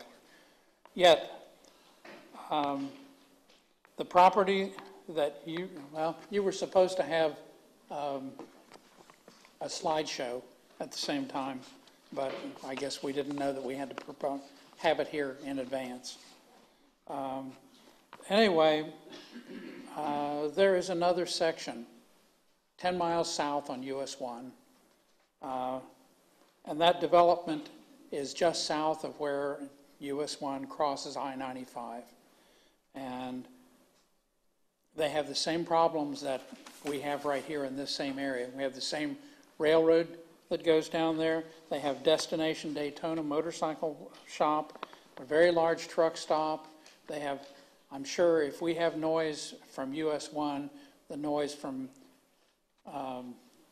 Interstate 95 is even worse. Restaurants and hotels. Anyway, just south of that, there are some strip malls. Well, you just see these strip malls that are all, only half the buildings are full. And behind the strip malls, though, is a very nice development of single-family homes on probably mostly 1 acre and 2 acre lots. There are large trees, ponds, spacious homes, large lots that you can see on the monitors that you can't. But isn't that what was originally proposed for here with EST1 zoning?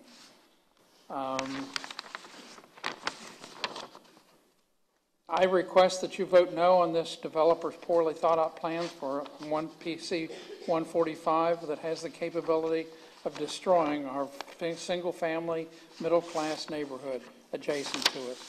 Our mayor has said she wants our upcoming generations to look back on this time and say it was their good fortune that we preserved this rich community experience for each of them.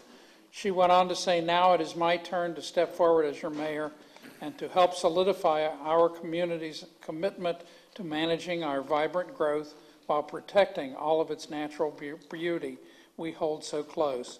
This proposed development plan does not sound like what she had in mind when she wrote her December 2016 message. Thank you, sir. Do your 3 minutes. Thank you.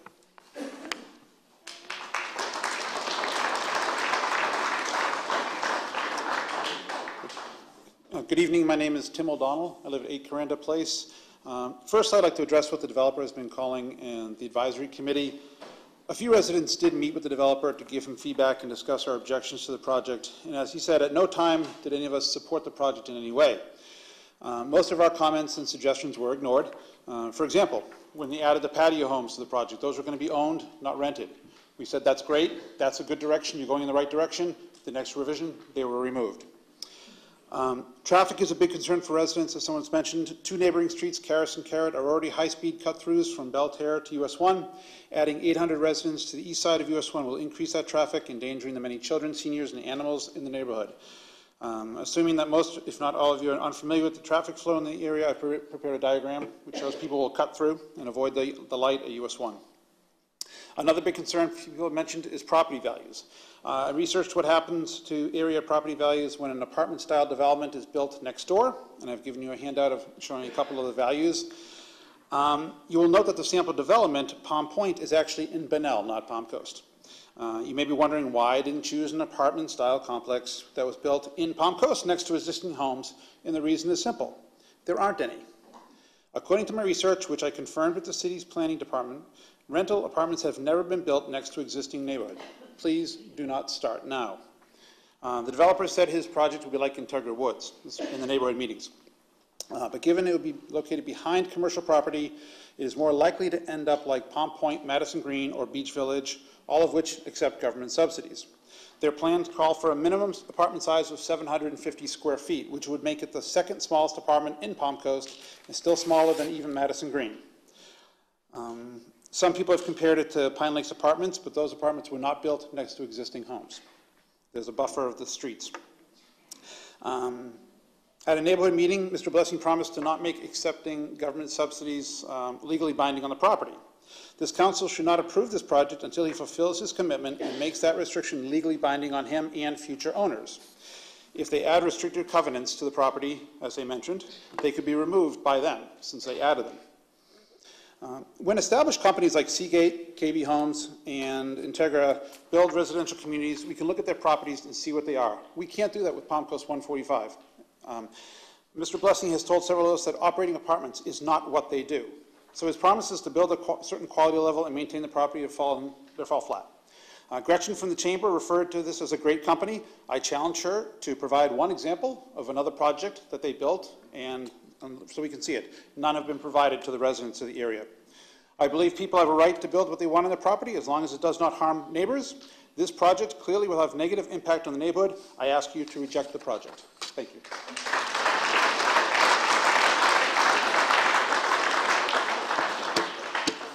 Good evening, Bryant Logan. I'm just curious as to what the developers would think about changing from multi-family rental units to multi-family owner-occupied condominiums. I would love to not have to replace sidewalks when the oak trees tear up my sidewalks. So that's something to think about. Thank you.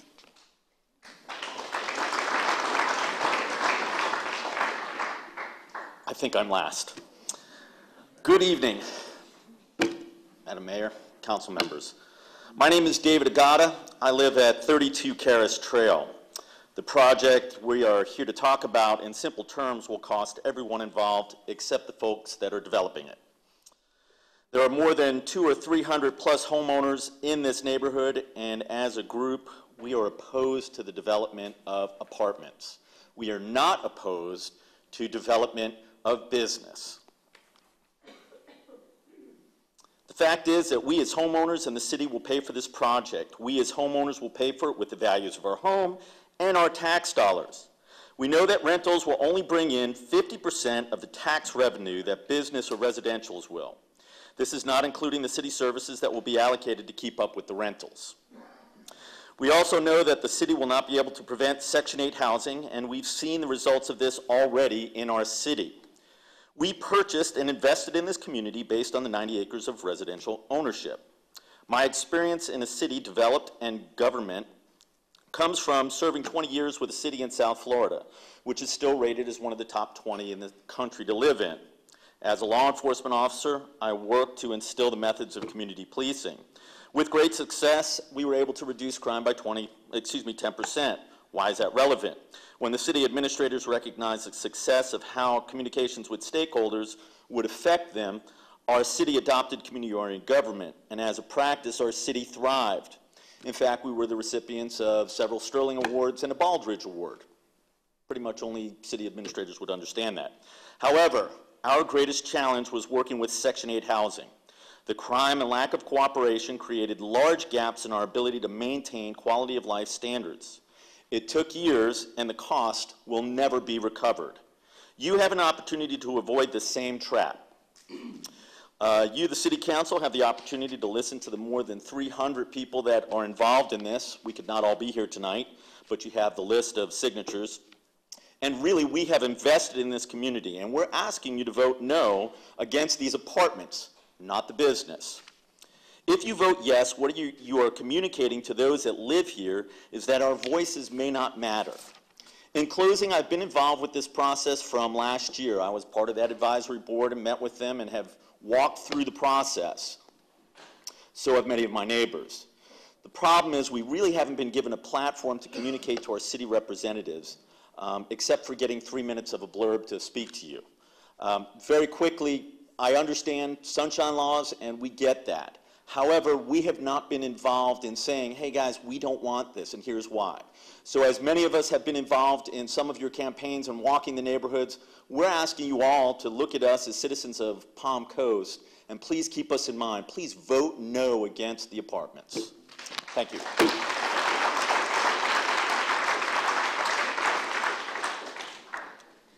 Hello, my name is B.J. Weckman. I live at 44 Kathleen Trail. I'm coming to you behind everything that has been said and also wanting to point out one thing. This community that is being developed scares me as a mother, grandmother, and a senior citizen. The only access that these people will have when they choose to live in this location is US 1. That's a 60-mile-an-hour highway, which I drive. And it's usually 18-wheelers and logging trucks. And you know, when a speed limit's 60, that usually means 70. So children will not be able to leave that area safely. They might propose to build a sidewalk. Currently, there's nothing there. They might propose to, develop in some way that allows a senior who needs to accelerate quickly, and we all know that most of us seniors are accelerating slower to get onto the highway. It's already dotted with memorial signs, and I really fear for the lives that are going to be lost that can only exit from that area onto Highway 1 at this time. Maybe in 10 years things will have changed, but right now it's a very dangerous place, and I can't imagine putting another few hundred people that can only get out on US 1. Thank you.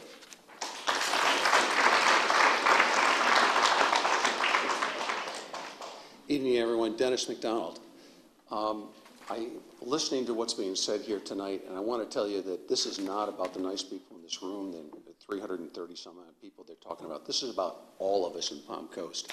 This is going on everywhere in Palm Coast. The upzoning is everywhere, and it's been going on for a number of years, and it slowed down for a while. But now it's back, and it's happening here, and it's going to be happening in a lot of other places. So what I want you to consider is the fact that what you're doing here is you're mixing not single family and apartments, you're mixing ownership. You guys own your houses, or I would assume you do, okay? And you know the difference that between an owner and somebody who doesn't own the house. There's a very big difference, and that's exactly what's going on here. So please consider that. Please consider the fact that you heard from one gentleman. There's hundreds of apartments that are out there, already planned, already zoned, can be built. All you got to do is find a bank to get it done. So consider that. We'll talk about the need. And the other thing I want to bring forward that I found interesting tonight being here is the fact is that about 3 years ago, I was in front of the Planning and Land Review Board. And at the time I was at the Planning and Land Review Board, if my memory serves me correct, the chairman at the time was a fellow by the name of Beebe, Mike Beebe. Okay? And Mr. Cuff, I believe, was also on that Planning and Land Review Board. My memory serves me correct. So I wanted everybody, and specifically the 3 members of this council that may not have that knowledge. I'm sure that Mr. Kloufis doesn't, maybe Steve doesn't, and maybe Heidi doesn't, that I got a feeling that might play into something, because seeing the Chamber of Commerce here tonight pitching for this, I found that really odd, that the Chamber is working against the good people of Palm Coast. Thank you very much.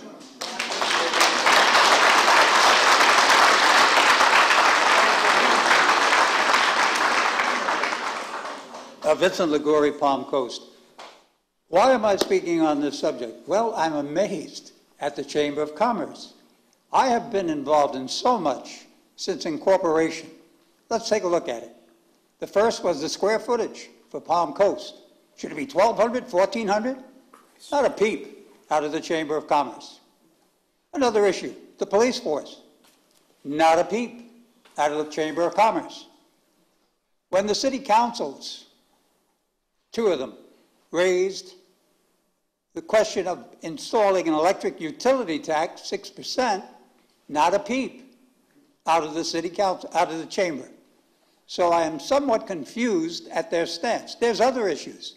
Modular housing, not a peep out of the Chamber of Commerce. I leave you with this thought. What's going on? Thank you.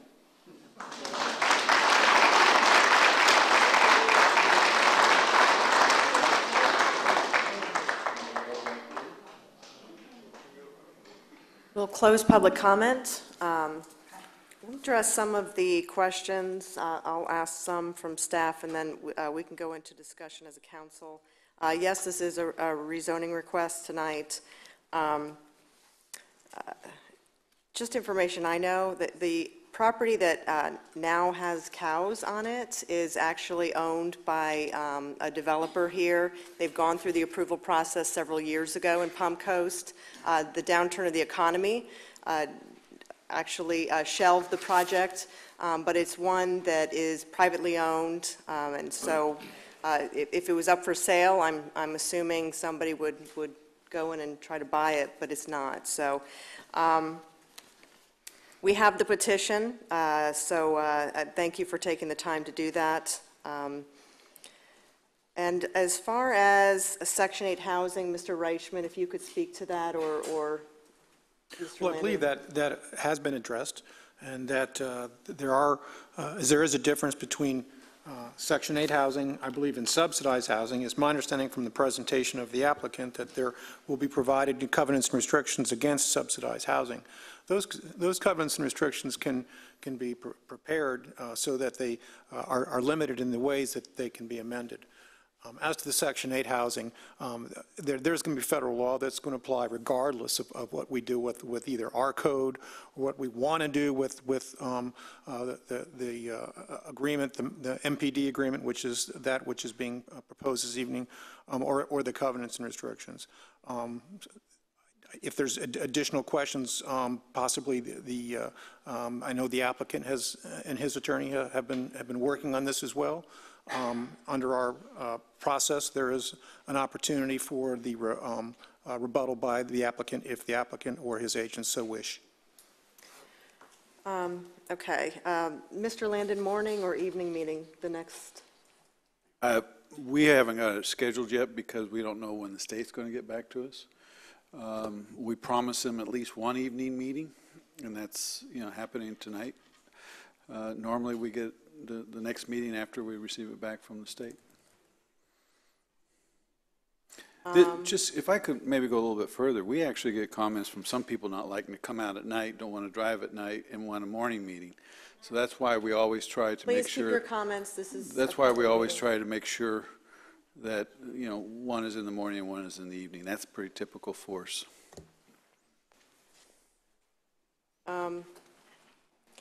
As to whether it was, what size of the apartments, has there been discussion as specifics? I'm going to refer to planning staff about those kind of details. Oh, thanks. The minimum size under the development agreement is 750 square feet. So that is a minimum size. Nothing less. What is our code say for apartments? Yes, our land development code has a minimum size of 650 square feet. Okay.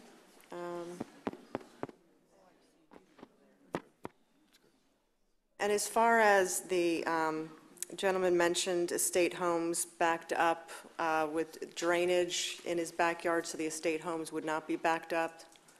Do you know more information about that? It appears on the figure on the northeast portion of the property, there is an easement, a drainage easement on a small portion of the corner. The houses can abut to that drainage easement. And offhand, I don't know what that is, but to the south and all to the north, there is no drainage easement, but one little small section. So technically, they could abut house to house. Okay. But right up to the drainage line, they can go. The house or the property? The property, sorry. Yep. And as far as the advisory committee, do we have, was that group formed by the developer? So it was just residents that were picked? That would be a question for the developer. When they first approached us, they were going to go straight zoning. They had their first neighborhood meeting, and there was a lot of folks that turned out. So they decided to go with the master plan development to work more with the neighbors. It was their decision to work with some of the neighbors that were here during their neighborhood meetings, and then they got with them a small group to facilitate, and then they would go back to the larger group as well.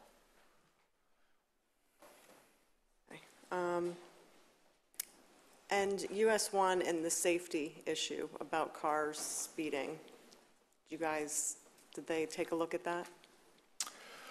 As far as it being an entrance? Again, as this project progresses, you will get more in-depth traffic study of the site. things like operational improvements that might be necessary, whether that's a Please. traffic signal or turn lanes, will be analyzed at the time that they come in with either a site plan or final plat. But the level of detail that you're getting into comes should the development progress. And as far as our comprehensive plan goes, to diversify our housing and a need for apartments as referenced by a few of the speakers, how do you quantify that need when a proposal comes before staff? What we have are the criteria within the comprehensive plan and the land development code. I don't know that there's any magic figure about what that ratio should be. However, we rely on the comprehensive plan, which is our blueprint for growth and establishes the objectives and policies that we have in moving forward to the future, as well as the criteria that's within the land development code as to whether it's appropriate to change the zoning designation of a property or not. Okay, Council, any questions for staff or discussion or for the developer? Please do so at this time. I have a couple. Go ahead, Mr. Clufus. My question is, doing research, I had found that the last time we had rezoned Greenbelt zoning was in 2011 when Bulow, is that true? On South Old Kings Road, yes, what we did there was that we had a future land use map amendment, and that was from county designations, I believe it was agriculture and timberlands or agriculture, to portions of that large area going to Greenbelt and I want to say mixed use and conservation, all as part of an area that was annexed into the city. Understood. Yes, sir. I have a question. The density is going to triple from what it is now to when you have the 348. If it's tripling, on that third slide you had up there, it said that the PM traffic would be less. How is it less if the density is tripling? It's less based on taking the maximum development potential and looking at this subject parcel as a whole, where you not only had those 90 residential units potentially, but that 2.1 million square feet of non-residential uses that also produce traffic. So we combined the maximum number of trips from those two types of development compared to what it was being proposed, which is 348 dwelling units and 350,000 square feet. So the number or the decrease that you're seeing in traffic volume are based, again, on maximum development potential under existing land use designation and under the proposed. And the proposed designation, although might be higher in residential, significantly less in terms of non-residential. We are not going to do this. This is a public meeting. I would ask you to be respectful, please. Thank you. It is our time to ask and get those questions answered. This is very thoughtful. It's going to take some time for us to do that, so please. One of the other questions I had, and it might be more for the developer, I know the chamber had said we do need places that are under $1,000, that right now we don't have rental properties. Are they going to rent these for under $1,000? Because most of the apartments we have out there are going for over $1,000 also. Please come to the podium. Thank you.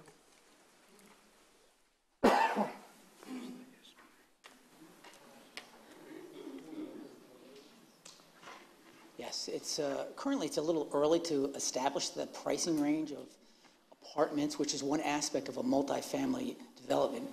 Keep in mind, the multifamily designation could be condos, could be townhomes as well. That hasn't been finalized yet. But in the event it were apartment complexes, it would be comparable what the market calls for it for our units of 750 square feet all the way up to, I want to say, 1,300 square feet.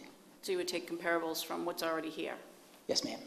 Yes, ma'am. Okay. We want to be within market range. We don't want to be excessive to market, and we don't want to be below market. Another question I had is the land that's buffering, are you going to timber that land, or are you going to keep what's there that's existing? From an aerial shot, you have a bunch of trees that are nice, full trees. Will you be selling them all out and putting just brush, bushes, and a fence, or would you be leaving those? My intent currently is not to remove any single tree that I don't have to remove. I'm going to have to put roads in, you're going to have to have access, there's going to have to be some things, but my intent is not to remove any tree that doesn't need to be removed. I love the trees as well. It's a beautiful piece of property. May I ask one more question? Yes. Back in 2011, it was the Department of Community Affairs that was responsible for having influence and giving opinion on what they felt about the project. Today, it's the Department of Economic Opportunity. Have they voiced an opinion on one subject or another, whether it's something with the water management district or school district or potential impact of the project? Have they had an opinion one way or another? Regarding this application? Yes. No, sir. That will come when we submit or transmit the application to the Department of Economic Opportunity. And you're right, at that time, other state agencies, the Department of Transportation, the Water Management District, Department of Environmental Protection, we will forward this application to the county also, will have their opportunity to provide comments on any issues of interest to them. Have any of them individually voiced an opinion one way or another? I was trying to research the last time that we had done this, and it seemed like officially the Department of Community Affairs at that time hadn't presented an opinion, but the individual components of the department had. Is that the situation here? That's the way that the comments will come. Each of those individual state agencies will provide a comment, and typically they will funnel it to, at that time, DCA, now DEO, and those comments are forwarded to the city. So nothing right now? Right, nothing right now. Understood. Madam Mayor, if I could add on, just so that everyone understands, the discussion we're having regarding the impact and the input from the state of Florida has to do with one of the two agenda items that we're talking about tonight, and that's the potential for the amendment to the comprehensive plan. That's what the DEO weighs in on, and as your staff has indicated, that process would happen if this council votes to move forward with the agenda item for the amendment of the comprehensive plan. The rezoning is separate and distinct, as I've said before, so the state's involvement is with the comprehensive plan, which is your first agenda item of the two tonight. Well, and let me just state, so, I mean, I've been involved with state issues in regards to this. Governor Scott, when he dismantled DCA, did so in order to create more of a unified entity as far as the regulatory agencies for land development. So they will look at our comprehensive plan. They will look for the compatibility. They will look for things such as transportation and those kind of things. And if it doesn't meet a lot of these standards and they are concerned, it's a process that, you know, they will kick it back to us, and we will have to either come back with something else or not. So they do have a lot of authority when it comes to these kind of projects. Understood. Yes. Yes, a couple of statements. When this first hit and I started getting phone calls and emails and so on and so forth, I kind of delved into the comprehensive plan. And I was a little surprised. It is very vague. It really says, if we can do it, we can do it. And it leaves the definition of compatible with existing up to the two boards that it's facing. One would be the planning board and then to this council. And I just want to make the statement that I believe that residential is not the only term for compatibility. The compatibility I see here in this area should be, if there are single homes, we should leave them as single homes around the area and not convert. What is being planned, to me, does not sound compatible.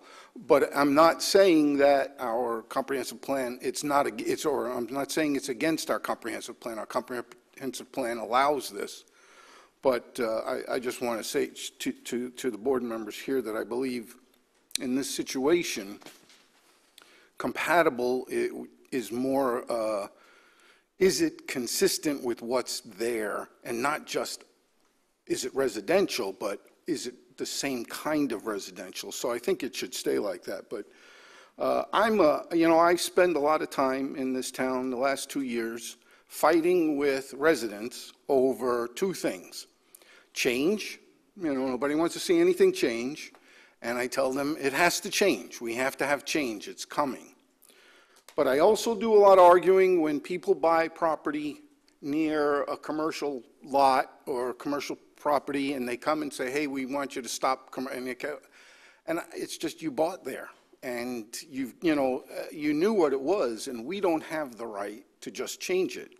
So I see this also as we shouldn't go the other way, where if somebody bought because they realized it was estates and they were going to have about 100 homes, now we're going to go to 340 units that are an apartment, multi-use. So it's kind of like, it's not a bait and switch, that's a bad term, because there's no malice here. It's just, a developer, and I appreciate the developer's vision. They're really, looks good, sounds good, but I think the people in this town are going to be hurt by this. And I wouldn't want this in my area. And just one last thing is to the real estate agents. I got a lot of phone calls, and I've heard this a lot in the 35 years I was here. Oh, don't worry about this, it's a conservation area. Well, you got to be careful, because that doesn't mean you can't build on it. It just means it was labeled conservation, not, and anyone who told you it was a preserve basically lied to you. So to the real estate agents, please be careful what we tell people when we're trying to sell property. That's all I have, Ms. Mayor. Yeah. I guess this would be a question for staff. Do we have the history of the Greenbelt zoning for this, or the Greenbelt designation for this tract?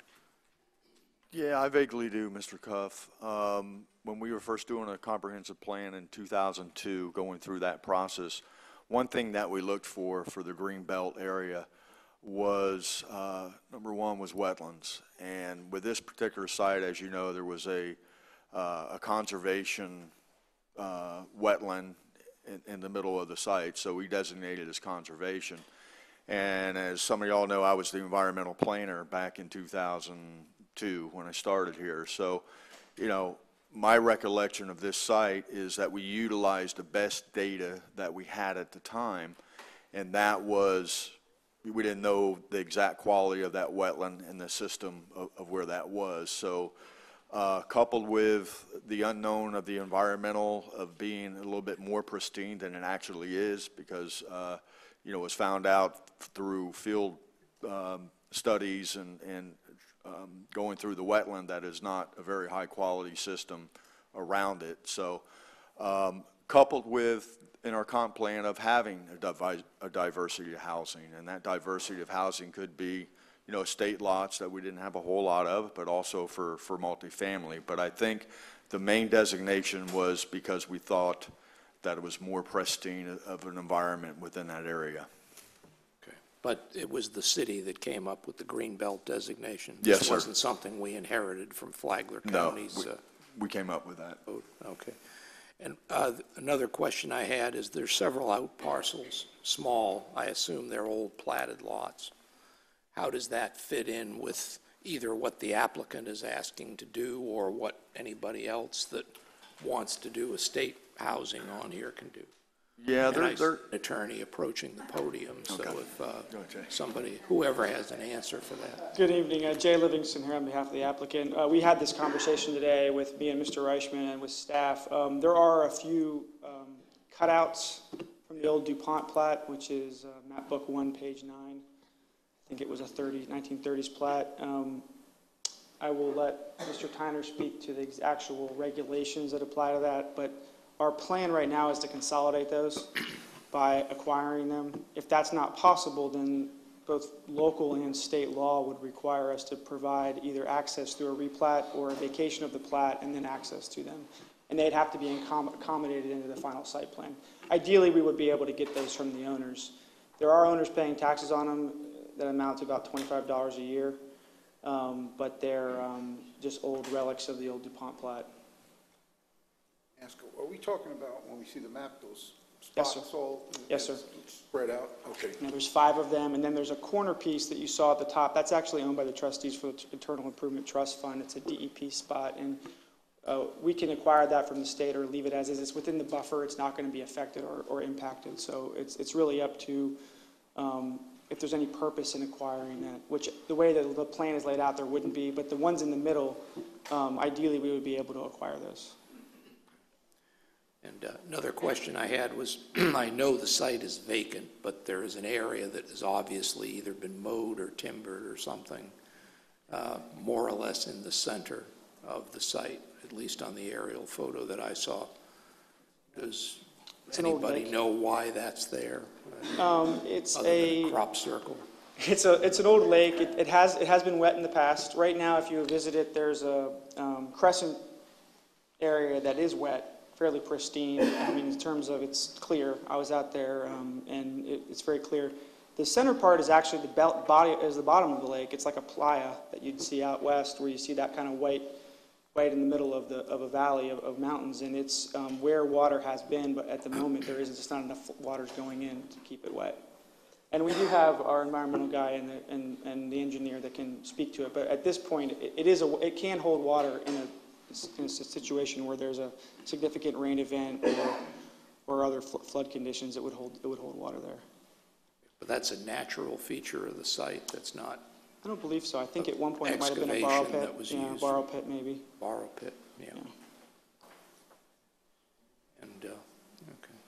And one other question then, Mr. Papa, I know we've been through this already, and I don't want to prolong it, but the staff's recommendation of this proposal tonight, specifically with respect to the change from 90 estate lots to 348 multifamily, is it's compatible with our comp plan because it's better than 2.5 million square feet of industrial. I'm trying to make the jump here. I mean, that's the part of this everything the applicant has said sounds good and looks good. And I understand, I believe the staff's analysis that if you max out this site in its current comp plan status and its current zoning, you would wind up with an excess of 2 million square feet of what? Commercial or public use? Is that the staff analysis? Yeah, the 2.5 million was, a portion of it would have been somewhere in the public, semi-public use.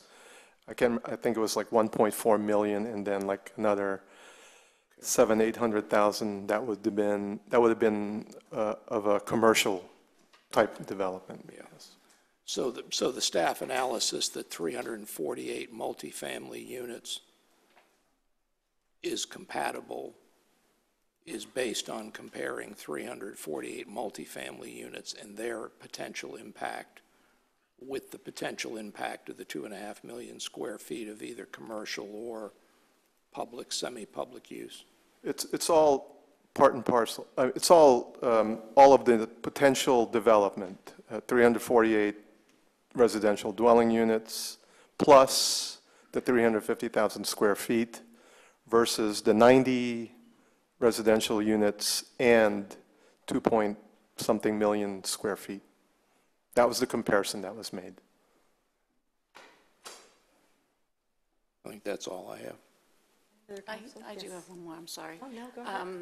Someone had asked the question, if there had been another apartment complex that you have under your belt to show that you have done this before. Did we look into that and see if this team has done this before and how that turned out? I have not.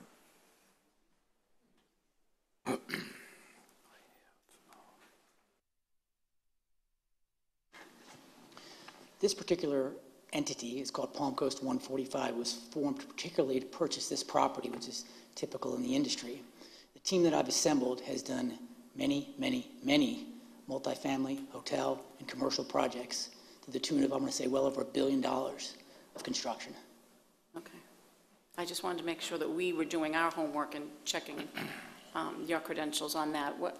I would have to go with agreeing with Steve, though, when we look at some of the previous decisions we had made, Pine Lakes with the gas station there, and people came in and didn't want the gas station on Pine Lakes, and we had to say, well, you bought it, it was commercial, you knew what was there. I think the word is hypocrite if I turn around now and say it's going to be different this time. And then to what end? When do we stop and say we're not going to change things anymore? So I think when they're trading up, as we've seen before, going from multifamily to single family, that's good. But when they're trading down, I think it's not fair, and I wouldn't want it to happen to me. And that's all. Any other discussion or questions? I have one. Do we have any type of data around the availability of apartments in our area right now? I only speak from personal experience. I work with two engineers who are actually building homes in Palm Coast, and they were trying to find a space to rent for 6 to 12 months, and there was nothing underneath $1,200 in Palm Coast. Do we have any data around that? It might not change anyone's opinion, but it may be helpful to actually have a hard data for home inventory and rental availability. I don't believe we have any hard data other than anecdotally with the folks that we come across every day, realtors and developers, that there is a dearth of multifamily dwelling units, apartments within the city. And I do believe that that's reflected somewhat in the rent of those apartments. But again, they can't guarantee that it will be under that $1,200. True. But it is the situation that the engineer I work with had experienced, that the rent is almost as much as a mortgage payment. So perhaps this isn't the situation that problem gets solved, but that is, I wanted to ensure that we were dealing with the correct information. And because this is an isolated experience. The engineer I work with, he could be the oddball out and he couldn't find the apartment. So I don't know whether that's consistent across the board. We know that if though we add more apartments, that's more supply. Hopefully that should bring the price down for everything, you know. Agreed. Yep. So I just didn't know if my data that there wasn't much supply out there today is valid.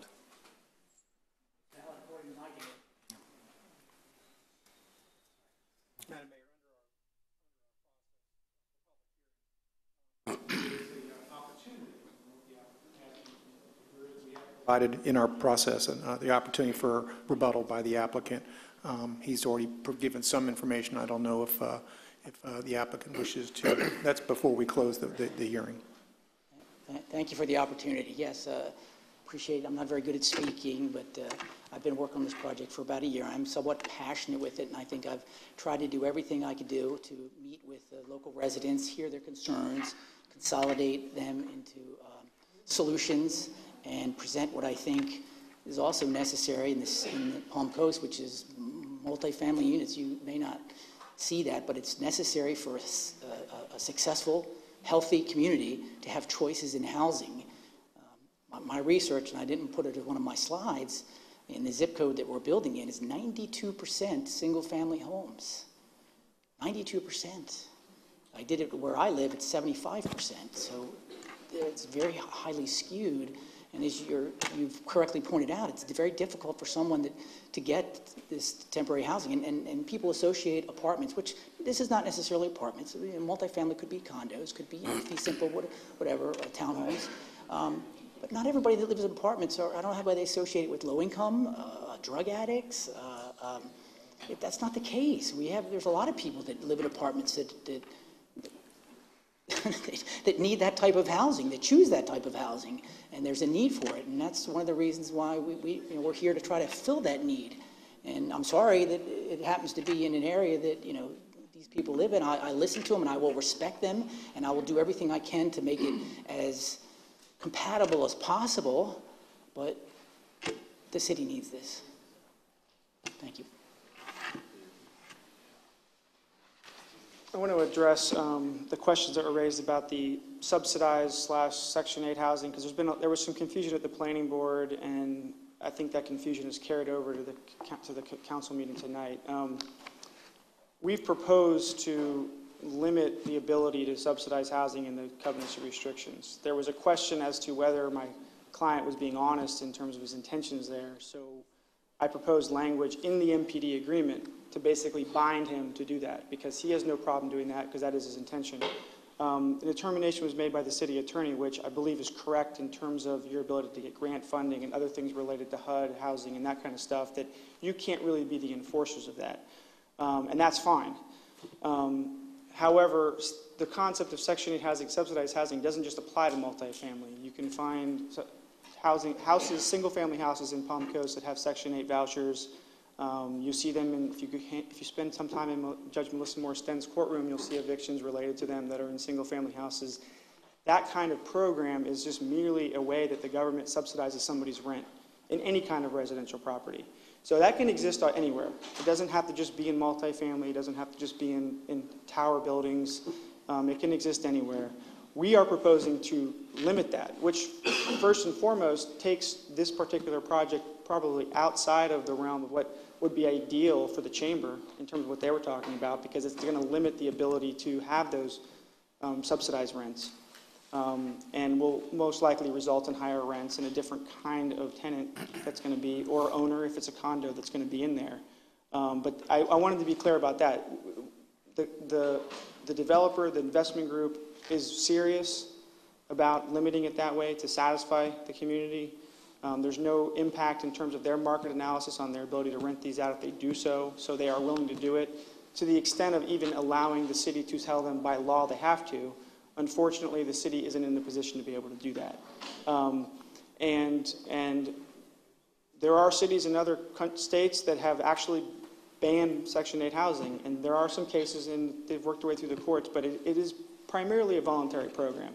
There is federal funding programs and other things that can be impacted by your unwillingness to cooperate, but as far as whether it can be imposed from Washington, there seems to be a misunderstanding about the power to do so.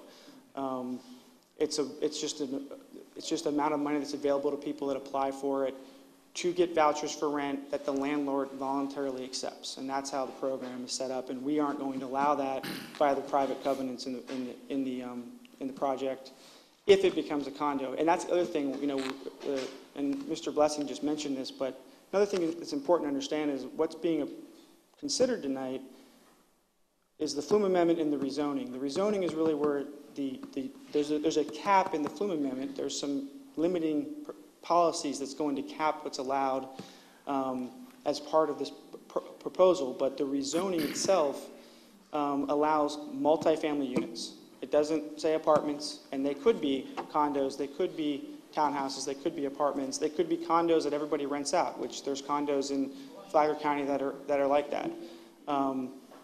So it's important to understand that ultimately, at the end of the day, this is not an apartment, a national chain apartment developer coming in to put apartments up. It's a landowner developer who's attempting to get an approval for 348 multifamily units and 350,000 square feet of general commercial. And that's what's being approved today. And I'm sure the state will have comments that you'll have to consider. And nothing that's approved tonight is the final word. This is the first reading prior to Tallahassee's comments on the proposal. So I want to make that clear. And I also want to make a comment about the need for this, because I spoke to everybody I could in town as far as our housing stock diversity. The chamber was nice enough to show up and explain in terms of the need for that. But I met with Helga Van Eckert at the county. I met with realtors, leaders in the chamber, and there is a need. There's obviously a problem in terms of locating these types of facilities. I was involved in some of the original proposals in Matanzas on those parcels that you now are taking back to single family. And there was such a problem of proximity, the size of those lots, that they really were, I don't want to say bad planning decisions, but they were not compatible with the area. There was no way to fit that kind of project, whether it was a condo or an apartment. This is very different. We have an incredibly large gap between the edge of the property line, the natural buffer, the fence, and the first building. And that's why we think it's ideally suited for that. And on a final note, you know, the world's changing. We do live in a country that prefers single-family housing, but not everybody prefers single-family housing. And not everybody that doesn't want to live in a single-family house is necessarily low income or a criminal or a drug addict. I personally live in an apartment. I've owned a house. I've rented houses. I've lived in apartments. I have chosen at this point in my life, I like that kind of lifestyle. I have amenities. I don't have the upkeep because I have a busy life. I have children. They live there. There's children all over the place in the apartment that I live in. I never feel unsafe in the apartment that I live in. I don't even lock my car in the parking lot. So there's a different concept in terms of what maybe people are used to, project housing, and I can give you examples of places I've lived in. I'm a Florida native. I've lived in Miami. I went to high school in Tampa. I can take you to great apartments, and I can take you to terrible ones. I can also take you to great neighborhoods, and I can take you to terrible neighborhoods. It's not just the housing product that's the issue. There's other factors involved there, and I think that needs to be kept in mind. So. I have a question, Jay. You just mentioned something that they would have the option, because we don't know, of renting it out all the time. That I absolutely have an issue with. You know, we went through that in the county, and they had short-term rentals, and it became a nightmare in a residential neighborhood. And we went all the way to Tallahassee to create legislation to stop that. And so I think what you just said really struck an odd nerve with me. Well, I wasn't referring to short-term rentals, and that is a big problem. I was just referring to, if you build a condo development, if you build a single-family neighborhood, you can't control whether the owners live there or whether they're rented. And that's all I was referring to. Okay. Short-term rentals, we haven't crafted the Declaration of Covenants and Restrictions yet, but I would imagine for this type of a product, this type of a development, you would want to restrict short-term rentals privately, even if they weren't restricted by local legislation or state legislation. Because this isn't, you know, the short-term rentals are really popular on the beach side, which has become a major problem for some of those higher-end communities where people thought they were buying a quiet little beachfront house or condominium and then finding out that there's a different person in the unit next door every week. And that is a big problem. I've dealt with that personally and for clients, and it is a big problem. Yeah, because I just say that, I mean, if you look at a condo unit in Palm Coast like Canopy Walk, I lived there for 6 years. I like you, liked amenities and busy life, and didn't want to take care of a household. But it was restricted in a lot of ways, and it created a very nice community where you could feel safe. You could feel like you could go home and be part of something very nice. And I think what I'm hearing, and certainly what I've heard from the residents, is the struggle is of that unknown. You know, we don't have concrete plans in front of us that are stipulating exactly what this type of housing would look like. I agree with you. We need to offer diversity in our housing. We need to offer options. And if it's 750 square feet, I mean, people like tiny homes. I don't particularly go in that direction, but I mean, there are those options out there. So, I mean, what is concerning me is not necessarily the adjustments that the developer has offered as far as the buffering and everything else. It's just and the commercial aspect we all seem to agree with is appropriate in that area as well. It's really just that component, that core of what that would look like and that compatibility. And I've been through development approvals on the county commission for years, and some have been really good and others turned out not to be, and it's coming in with the approval and then it changes. So that I think is certainly a concern that we're all sort of grappling with. And hopefully we can address those concerns, or we've addressed some of them tonight. We are dealing with a comprehensive plan change that includes both the map change and then limiting policies in your comprehensive plan, your future land use element of your comprehensive plan. And then on top of that, the developers agreed to do private restrictions that hopefully are going to further address those concerns. And I have not heard anything tonight other than a dislike of the project as it is that can't be handled through the private covenants, through limiting policies. We don't know what the state's going to come back. And then in addition, we're only dealing with basically, I mean, it's with no disrespect, the staff did a great job because we're doing a lot more than this. But in essence, what we're doing now is we're just changing the colors on the map or coloring them in a different way. There will be site planning. There will have to be a plat, either a replat of the existing DuPont plat or a vacation and a new plat to establish the commercial parcels, the multifamily parcels, amenity centers. They'll be, so they can be owned by the association in separate ownership. There will be a lot of opportunities for the city to ensure that the final product is not just colors on a map, but is actually architectural renderings and vertical and horizontal construction renderings and stormwater controls and all of the things that are involved in these kinds of projects. That's going to happen, and you will have an opportunity. Staff, planning board, and council, depending on the type of application, will have an opportunity to review those and make sure that it's built and constructed in a way that you feel is best for the city.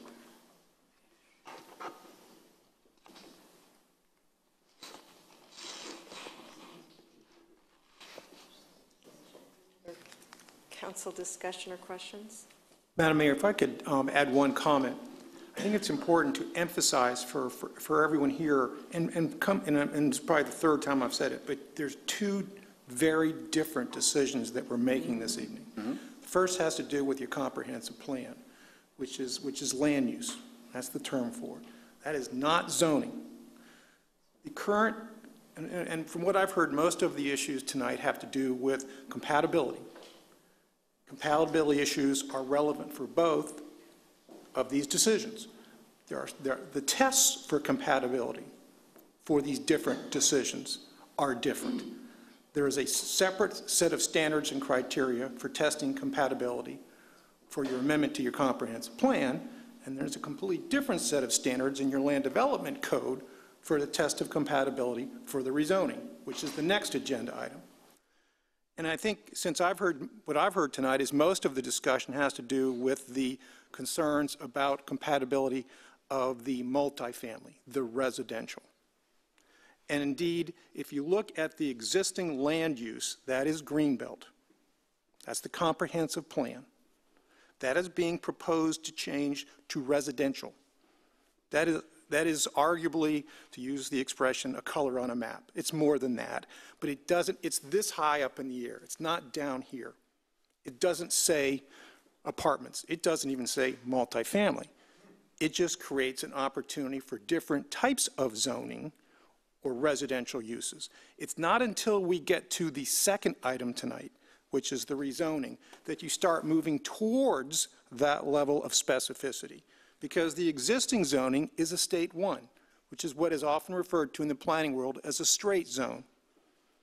What is being proposed is modifying that to an MPD, or master plan development. And that's where you start getting into some specific uses. But as you've heard this evening, the only specificity is with the master plan development agreement, which refers to multifamily. So as what the record shows is what could be ultimately come forward would be some type of multifamily with a limit on the number of units.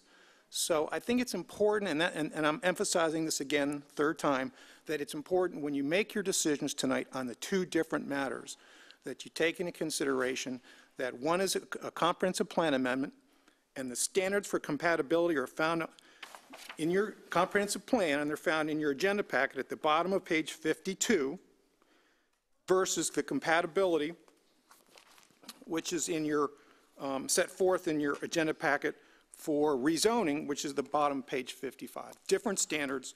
And so with that, I'm just trying to set the stage for the process and what the legal standards are, and then ask you to follow what these legal standards are against what you've heard with the substantial competent evidence tonight with regard to these different standards. Question. I just want to clarify one thing.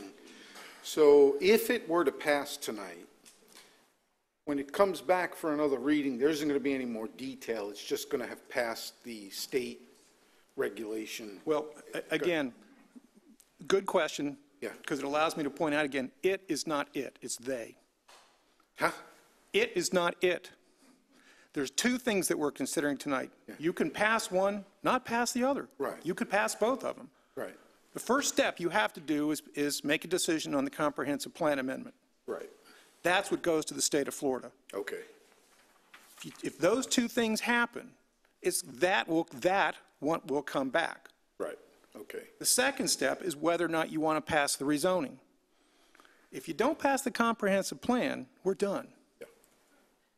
Because you can't have this MPD consistent with the current land use.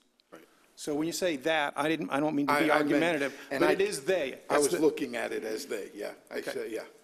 But my question, there's not going to be any more detail as to what's, no, it's basically going to come back the There same. may be some changes required as a result of Right, state from the comments. state, yeah.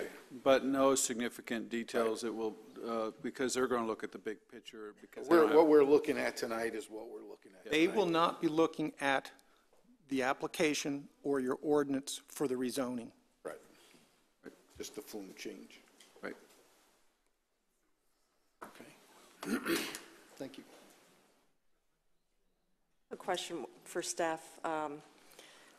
So if it were to stay as it is, and no change, as far as industrial, because the industrial component, there's a significant part, what is allowable under industrial in Palm Coast? Light industrial permits something like, it really comes with the more heavy service uses such as, like tow truck service, tow truck business. You can have a truck stop. You can have the repair of heavy industrial machinery. And those are the more outliers out there. But there's also a number of uses that are permitted in light industrial that might also be permitted in high-intensity commercial and general commercial. Hargrove Grade is probably a great Yes. example. That's industrial. So just to give a feel for a variety of things, from granite companies to real estate companies. Storage facilities, just, yeah. Variety of things. So if an application came in today, by law, we'd have to approve if it's under those zoning. That's correct. That's correct.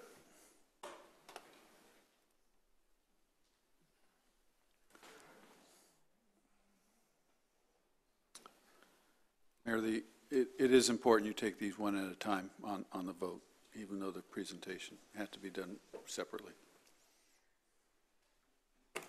Okay, so I just need to clarify part one again.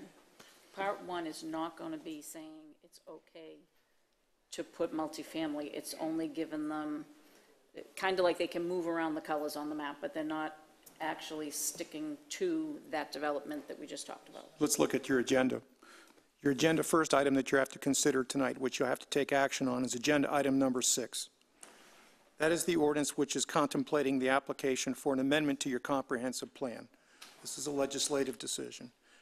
And what it is proposing is changing the future land uses of your future land use map from greenbelt, industrial, and conservation. Primarily, the main difference, I would editorialize, is to residential, industrial, and conservation. The main difference being greenbelt to residential and a text limitation on the number of dwelling units and the non-residential use. But let's be real clear. Under the Greenbelt designation, multifamily is not allowed, okay? Under residential designation, multifamily is allowed with certain restrictions. So it's not zoning, it is different, but that's why if you don't change the comp plan, the zoning case dies because the zoning case is not compatible with the comp plan. So didn't want you to say, well, we can change the comp plan and not allow multifamily. I don't think that would be a good thought process to be going down that path.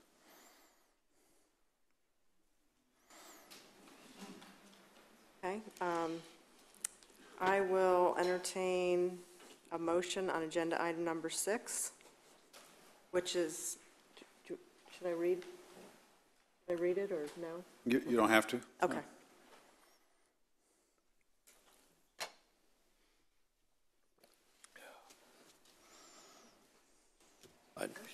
I'll offer a motion to deny the agenda approval on item number 6. Is there a second?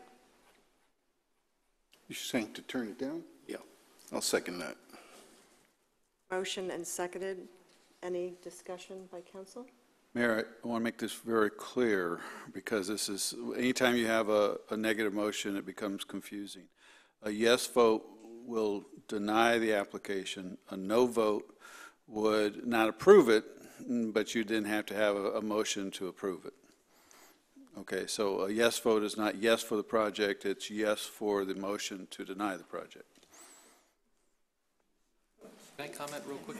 Is there any room for an opportunity here where we continue discussion with the community? I'm not certain that I was 100% aware that these were two completely separate issues, and when we move on one, we don't move on the other. It's very important that we understand we're not, because the thought process of having big, tall apartments in the back of my property scares me too. And that's what number 7 would be, correct? But number 6 is different than that. Now, whether or not everyone knew that those two things are completely separate, I'm unsure. But this could be an opportunity where we're preventing somebody from coming into our community and developing something that could long-term benefit us, not only with the residential zoning, but with the commercial too. Now, I don't think having tall apartment buildings in the back of property is a good thing. I will say that 1,000 times for all the reasons that we kind of discussed tonight, even though the intensity of those problems may be under or overstated. But perhaps this is an opportunity where we can continue to have dialogue with the participants who are involved with their property proximity to this project. Otherwise, if they're okay, you get what you wish for is really what it comes down to, because if it stays the way it is, the maximum use capacity, what we saw earlier, could potentially be more than what we get if we move forward with a plan to change it from greenbelt to residential. And that doesn't necessarily mean apartment buildings, but that means you're dealing with what you got today. And that, like we saw, the maximum capacity use would exceed what we would be changing to.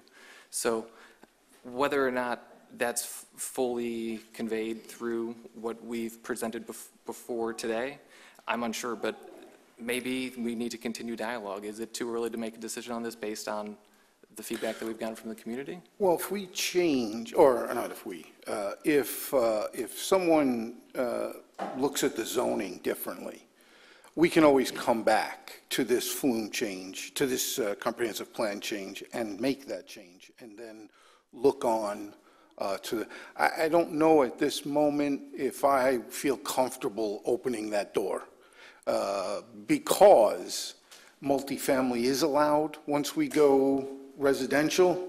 So I'd kind of really like to wait, personally, this is just me, to see what somebody would do first before, you know what I mean? But your point's well taken. And I would just ask the applicants and the investors who've done their due diligence and certainly have heard from our residents of maybe looking at more of a compatibility issue as far as the residential component. I don't think there's anybody up here arguing that a commercial component does not make sense on that parcel. It's just from the multi-use facility. So there's nothing to say you can't come back and reapply as well and come back. So, Mayor, there's sometimes a time limit. You can't come back too soon. So staff, if they deny it tonight, the comp plan amendment, how soon can they come back again? Discussion, I think it's a year. It's a year? I think so. If the other option to Mr. Kloufus is you can not approve it and just table it and say come back with a different plan before you take action on it. And then that would not have the year requirement, but it would have the notice requirement and make sure that everybody knows about it before you take action on it. So I'm just trying to help with the question as far as if you deny it, it's denied for a year, is what I'm being told? Yes, sir. If you make a motion to table it, is that the right term, or postpone it? That would, you'd have to withdraw the motion or deny the motion and then do another motion. Those are two options. Possibly they could come back with single-family homes. They could. You know, And I only, quarter acre. I bring this up because I recognize a lot of the addresses that, from participants in our audience who came forward who had sent me emails, and it was very clear that a lot of these emails had the intent that this was an approval of apartment buildings, and that's something that I just want to ensure that we are very clear that these are two separate things, because one I feel very differently about than the other, but I'm just making sure that we all have an understanding as a council that we understand that the citizens do understand that as well, because I got a lot of emails which are all appreciated because it gives us this type of feedback, but whether or not it was a single issue that we were approving apartment buildings tonight, that is not the case. So, Yeah, Madam Mayor, I'd like to withdraw my previous motion. Okay. And I'd like to make a motion that we table this. The party that's, I'm sorry to interrupt, the party that seconded Mr. Cuff's motion would need to withdraw the second as well before we could move on. I withdraw my second. Thank you. And I would like to make a motion that we table this for further discussion, Second. future discussion, not further. Okay, call the question. All those in favor, please say aye. Aye. Any opposed? Seeing none, it passes unanimously. Agenda item number 7. We're not done? Or no? Number 7, I would recommend, as an abundance of caution, that the same motion be made. Commissioner, can you make the same Yes, motion? motion to table item number 7 for future discussion. Second. In favor, please say aye. Aye. Any opposed? Seeing none, it passes unanimously. Thank you.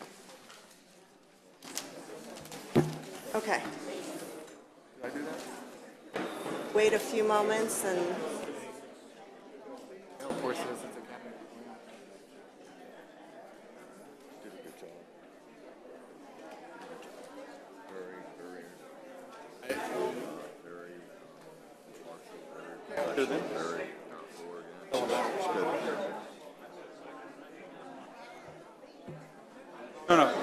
No, staff. See you on Monday. I get some crab cakes. From where? okay. We're still in a city council meeting, so can you please, if you're exiting, keep it down, please, so we can move forward. We've got some more agenda items we need to talk about. So agenda item number 8 is a resolution authorizing expenses related to the construction improvements of the Pine Lakes Path pedestrian bridge in the amount of $149,360, which includes a contract with 4Cs Trucking and Excavation. Mr. Landon. Mayor, City Council, we've talked about this a couple of times. This is where we have the wooden pedestrian bridge that's been washed out multiple times, and this is actually extending the pipes down the ditch so that we can build a path over the top of it. There's actually 2 steps here. One of them was the part that city crews we don't have the equipment and qualified to do. We went out and got 4 quotes. The 4Cs, which is a local company, came in at just under $120,000. It's actually a couple $100 over an out-of-town company, but because of our local preference, they are deemed as the low quote. The rest of this proposed cost, which is about $30,000, is work the city crews will do, but materials and costs associated with that. As we've been saying before, the bid part, we were estimating about $100,000. It's actually going over that. But we don't have much choice. We got a situation we need to rectify, so we're recommending approval of this. Yeah, I think we've heard that loud and clear. So any discussion by council members? And we've used this company many times. Yes, they're a local company that's very reputable. 4Cs did a great job during our hurricane cleanup Yes. coming in, so they're a great partner.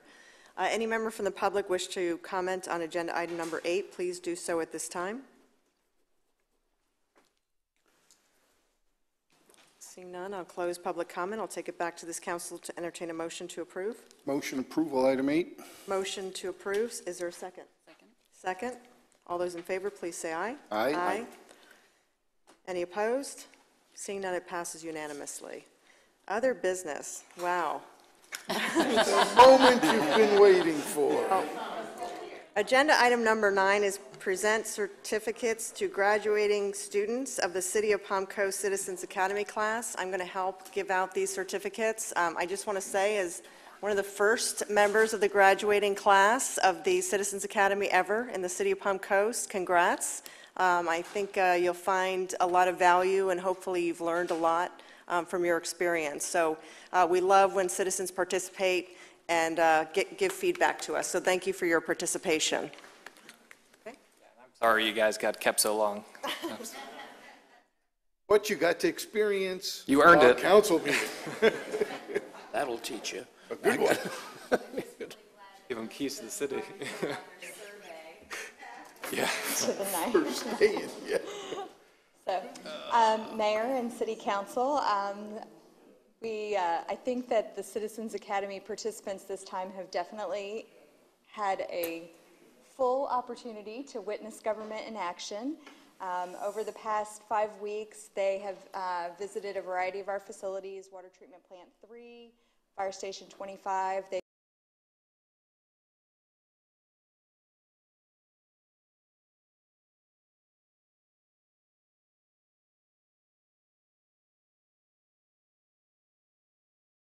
opportunity to meet you all one-on-one. This is the 39th graduating class of the Citizens Academy, and our group was a little bit small this time, but mighty. And so what we're going to do is we're going to recognize each of the participants, and as you all get called, if you'll come and get your certificate and then convene in this area, and we'll do a group photo. I know a few of our participants aren't here tonight, but they were here for everything else. So, Carmen Algarin.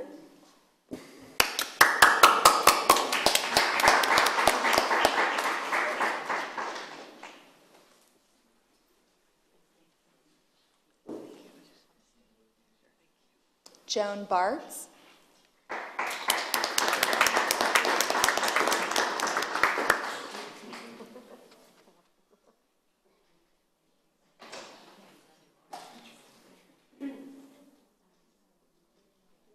Edward Byer.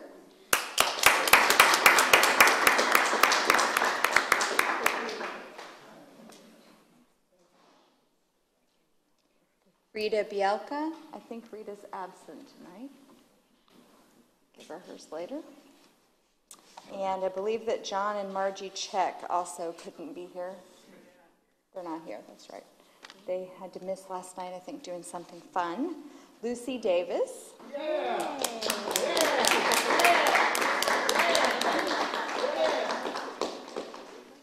Where's Harry? Thank you so much. His back was hurting. I'm sorry. I haven't forgotten about the Carol Gossard.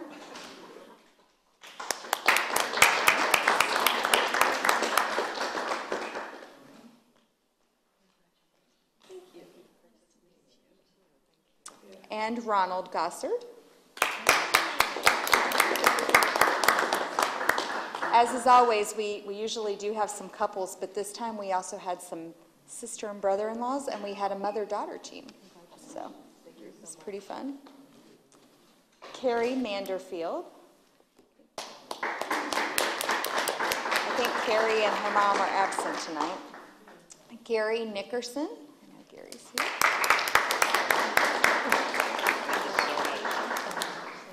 And Kathy Nickerson.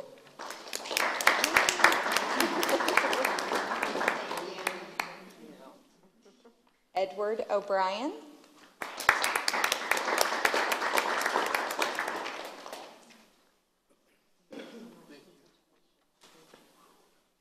And I'm pretty sure that Jill and Cameron Orr are absent. They had tickets to something. And Dimple Smith, I think, is the mother half who's absent. So, Carol Stone, I saw Carol.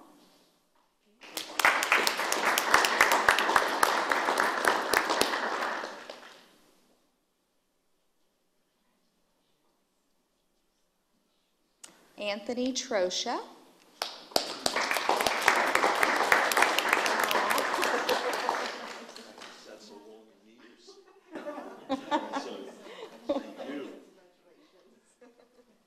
Patricia Webster.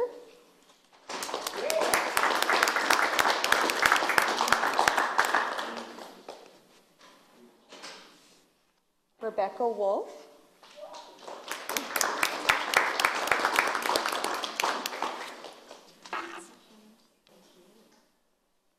And Carl Wolf.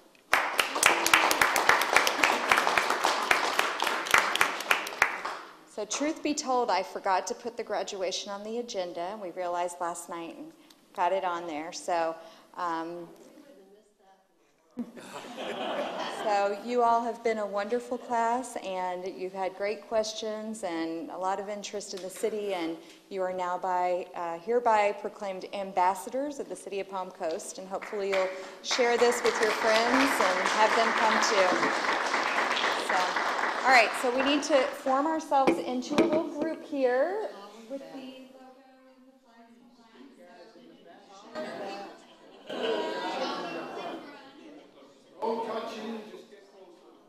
Mr. Clufus in the back.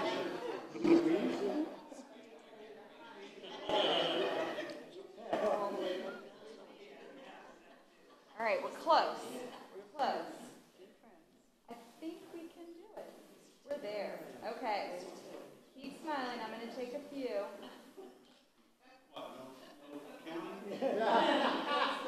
All right. I'm going to count. 1, 2, 3. 1, 2, 3. Beautiful class. 1, 2, 3. Congratulations. Class dismissed. Thank you.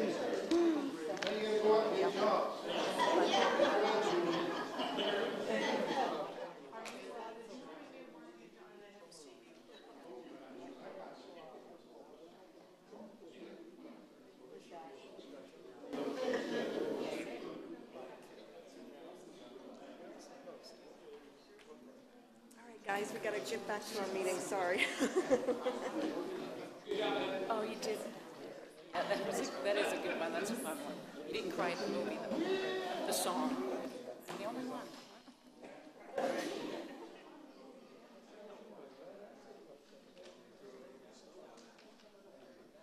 Okay, agenda item number 10 is a discussion on letter of support for the local hospital opposing House Bill 145. Staff has put together a softer version that is before you, so I will open up for discussion and see if there's a motion to support this agenda item. I have something that I'd like to discuss. Do we have any feedback on whether or not this bill is going to die on the floor or not? You know, because it may be a poor utilization of our strategery. You get a lot of feedback, and on this one, the feedback is it's going nowhere. As they would say, it's not going to grow legs and go anywhere. So, this is the third year this has been put forth. The difference is this year there is a companion Senate bill. So I've spoken to Travis Hudson about his level of support for this. His is not as much as Representative Renner's. So he indicated that these types of facilities he would see are more geared to be located in Orlando, bigger municipalities and urbanized areas where it makes sense it's more profitable for those types of centers, that we're much smaller, a community where it wouldn't be as much of a profit margin. So, but as far as strategy goes, I mean, you know, again, as I said in our workshops, it really, we're not losing anything by doing this. It's just actually supporting our local hospital. But it's not going to hurt us politically by making this statement. As far as home rule goes, that's something is completely different scenario. Understood.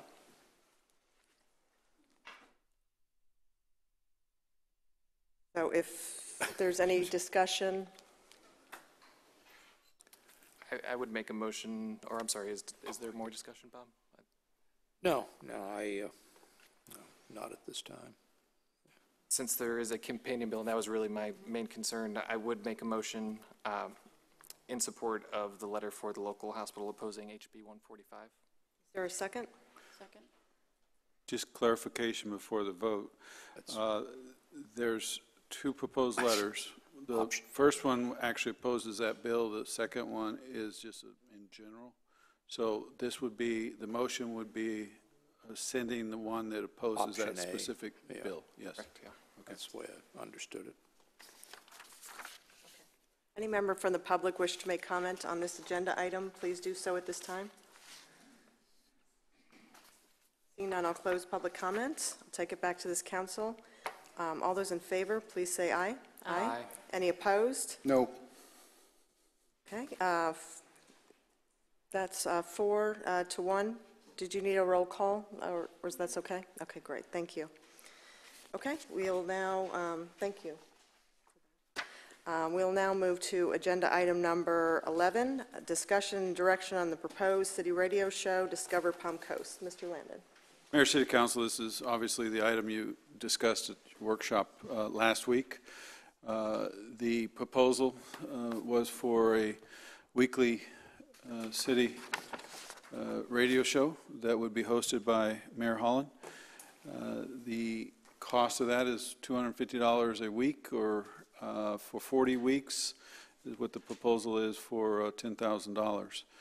You asked us to put together kind of an alternative proposal or something else as to demonstrate how we can help get the word out. And they can, they both are fit together, if you will. Our proposal doesn't eliminate the talk show. But our communication department does a variety of things. They're very talented. They have, we do videos here. They've talked about adding podcasts, which is more of a educational video kind of component, such as, how our swells work. Those are the kind of questions we get all the time.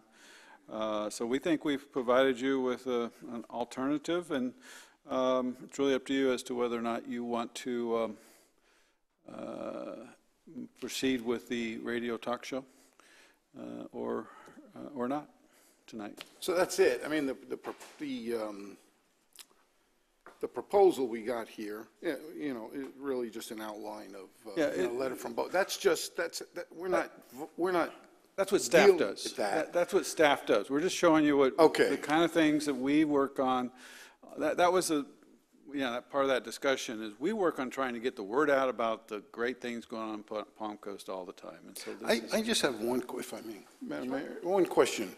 Where did this new obsession with the radio come from? I mean, it sounded like we haven't done much.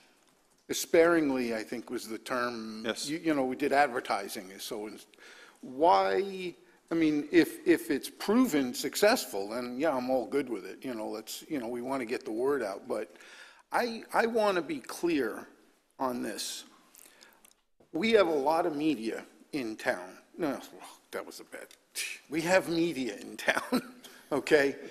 And we have different factions of people who follow the different types of media. And I would like to ensure that if we're going to advertise on a particular media, that we spread that across the board. So, because it's not a matter of, what they do. It's more of we have residents who follow them. So it's not for, well, this media is negative to us or this media is happy with us or that kind of stuff. I want to make sure we're across the board with our spending and advertising, not to support the businesses, to support the different factions of people who listen, because I've got a lot of emails with the radio show that, not emails, but phone calls, that, oh my God, that's going to be on that conservative radio, blah, blah, you know, and I'm like, what the heck does that have to do with the price of peanuts? But you know what, they don't listen to it because they don't like, Right. you know, and then you have the other faction and so, that's all, I just want to make that point. Okay. That's it, I don't want to. Is there any other discussion? Okay, I'll open up to the public for comments on agenda item number 11.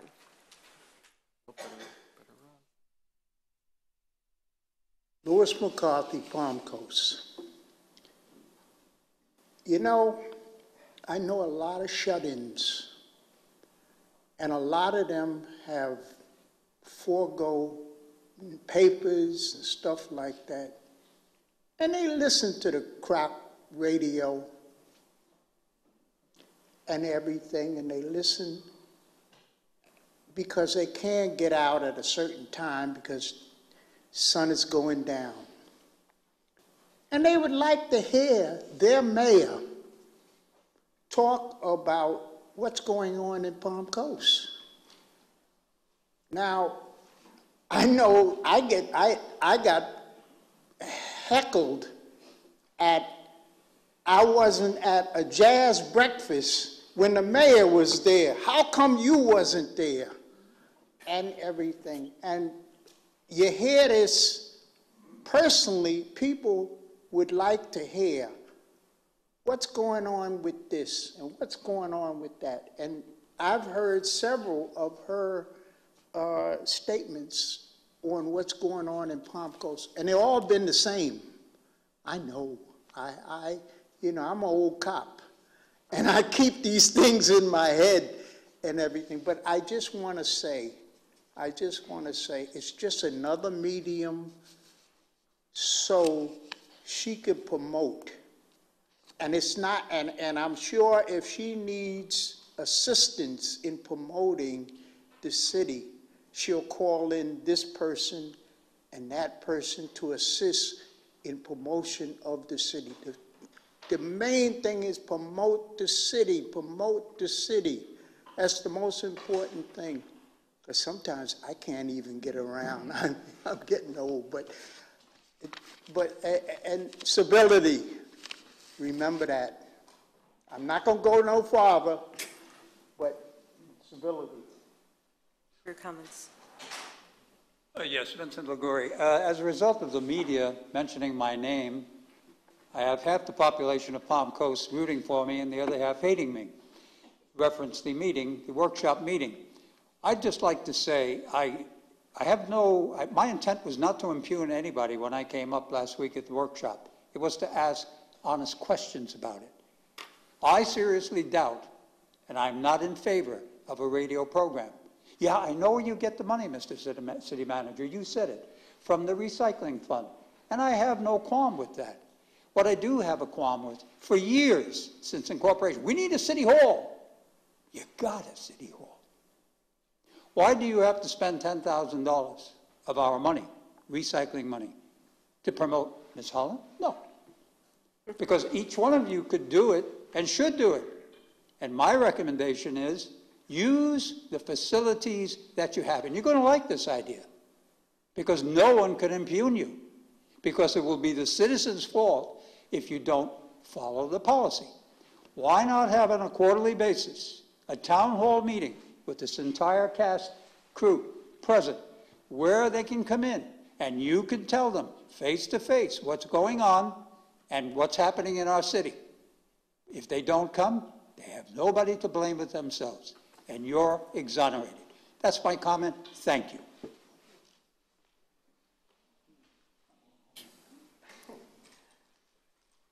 Good evening.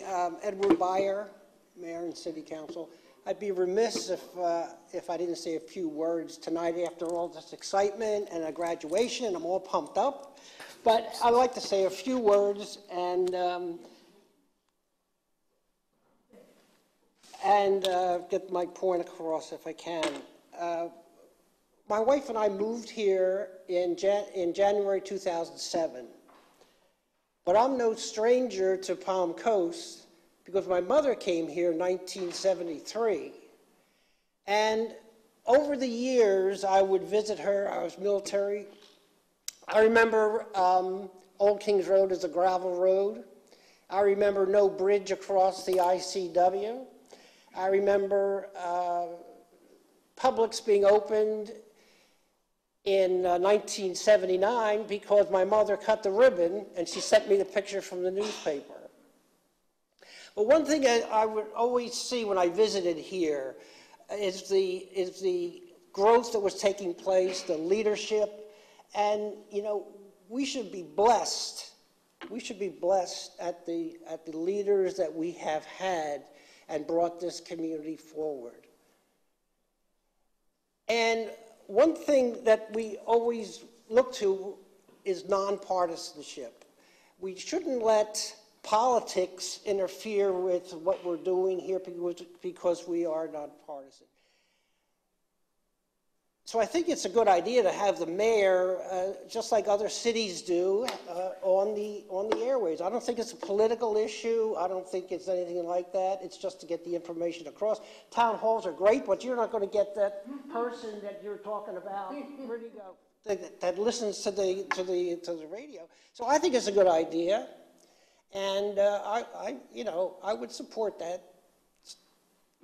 Steve, I would go with that personally.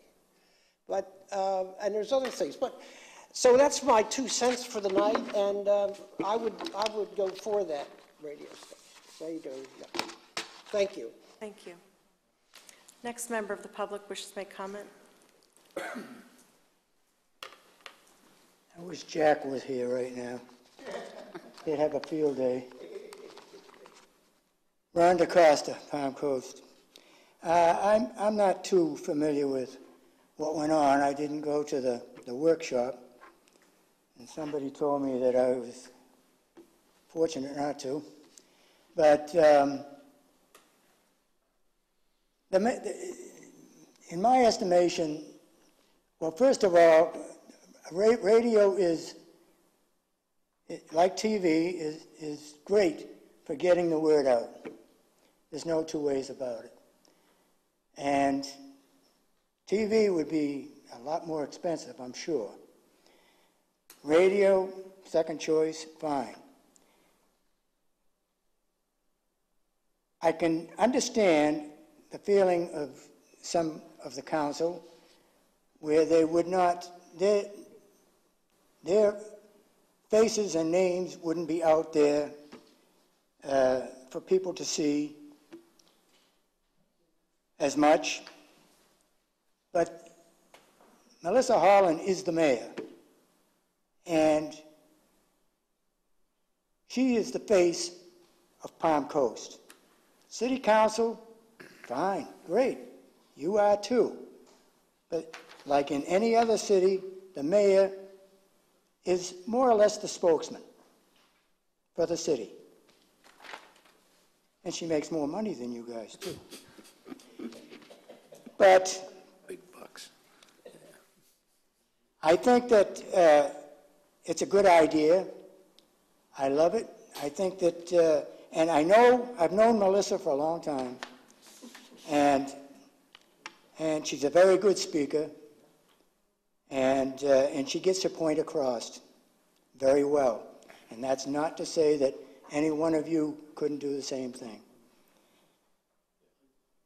The only thing I have a question on is, it's a half-hour show. Are there going to be commercials? I mean, are we paying $10,000 for 15 minutes worth of commercials? I hope not. So in other words, it'll be a half-hour show for $10,000. That's not a bad price. That's not a bad deal. I'm all for it. Thank you. Thank you. Next speaker.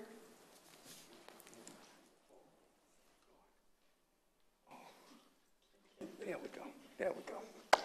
Robert McDonald, Palm Coast. This radio station, are residents going to be allowed to call into the radio station if they have a question or a comment or a concern to the mayor? Is it just going to be a informal thing where the mayor is going to come out and read a whole prompt? And is the council going to be able to also be on the radio? All right, thank you.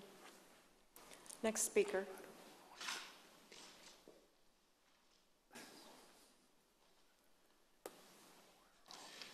Good evening, Ed Fuller, Palm Coast, Flagler County, State of Florida, United States of America. God bless you all. Honorable Mayor Holland, Vice Mayor, Honorable Steve Nobile, Honorable Robert Cuff, Honorable Nick Klufas, Honorable Heidi Shipley. First of all, thank you for allowing me to be here tonight and talk to you. I think this idea is amazing. We're not ITW anymore. We're the city of Palm Coast. You all do amazing things. You really do. I think I'm kind of plugged in here, and I'll tell you, I can't tell you how many times I don't go to half the things that are going on in this city. I'm just one person, but it's imaginative, it's creative, it's innovative, and I want to hear what's going on, because you do a lot of things. Oh, I can look at my, I guess my smartphone and get a text, and you know, I might get a tweet, or you know, Facebook. Well, Zuckerberg's not here. I want to hear somebody local, and I want to hear what you're all doing, what progress is, and all the things that are coming on. It's a great vehicle for what it's worth. I wholeheartedly endorse this. I think it's a great idea. We are moving forward. We're growing. We're a growing city. We're a growing county. If you go to any other metropolitan city, they have a radio station. You bet they do. Every week, they have an hour. And it's a unique opportunity to talk to your city officials and all the great people that work for them. Are you kidding me? It's wonderful. So I highly endorse this, and I want to congratulate you for all the hard work you do. I mean, tonight, it was an amazing show of what this democracy is all about. But that radio station is just an awesome, innovative idea. And I wholeheartedly endorse it, and I hope that you go with it. Because you know what? It's time for a change. If you haven't done it before, hey, give it a shot. And you know what? You can gauge it. You can gauge radio activity very easily. And from what I saw, the demographics of what they do, it's going to hit a big part of this population. That's what you're trying to do. And what do you always get criticized? You don't communicate what you do, right? What a vehicle, duh. Thank you so much. I appreciate it, and I hope you vote for it. Thank you very much. Next speaker. Close public comment. I'll take it back to this council for discussion or entertain a motion. Okay. Or any questions. As far as the half-hour show, I don't think they were doing commercials. No, I don't think we can. I don't believe there's any. Know that anyone can sponsor a show like that. That would be. Get Flagler County to sponsor it. Should not have any commercials in it at all. Yeah, and it's pre-recorded. So Pre-recorded, so it won't be a call-in type show.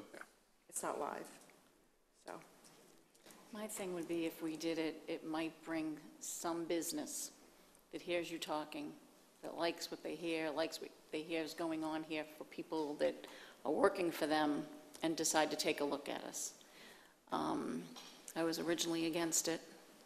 But the more I think about what it can achieve, and we can always, after a year, if we don't like it, we can say it didn't work. Hopefully there is some way to gauge whether it actually did something for us. But I think there are people at home that just listen to the radio and might just get out and do one of the games or one of the activities because they heard it on there. My thing would be if you were taking calls in, that you take calls in and then you'd be saying what you feel, but not necessarily what the council feels. So I don't know how you would do that, just be broadcasting. there's no calls. Yeah, it's pre-recorded, so no phone calls coming in. It would just be taped in advance. It's like the Chamber Chat does, Toby Tobin does. They just go in the studio, they'll pre-record.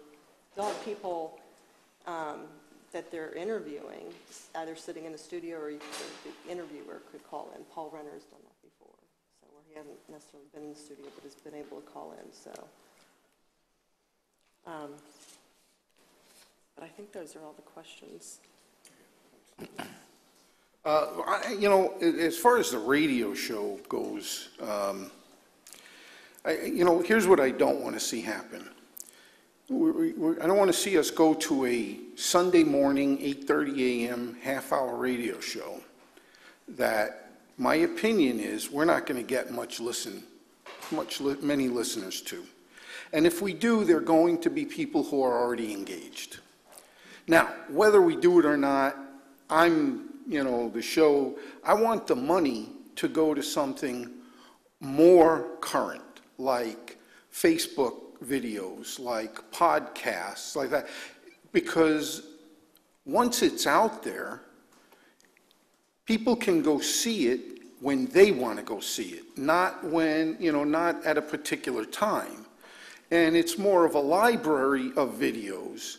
And all I want to not see happen is that not happen because we spent money, because here's what you have to do. Creating them and putting them on Facebook is free. We have all that. But you have to spend money to drive viewers to that's what costs money. It's getting them to come to our media to watch the videos. And that takes money. I mean, you can't, you know, just because you can do Facebook for free, I mean, nobody's just going there and saying, hey, let me, you know, some people will accidentally fumble on it. But that's where I'm concerned, is I just don't want to see that not happen. And here's the reason, because we talked about this last year. And last year we said we were going to do it, and it hasn't. You know, one of the things we said was we have this great academy that we do a few times a year.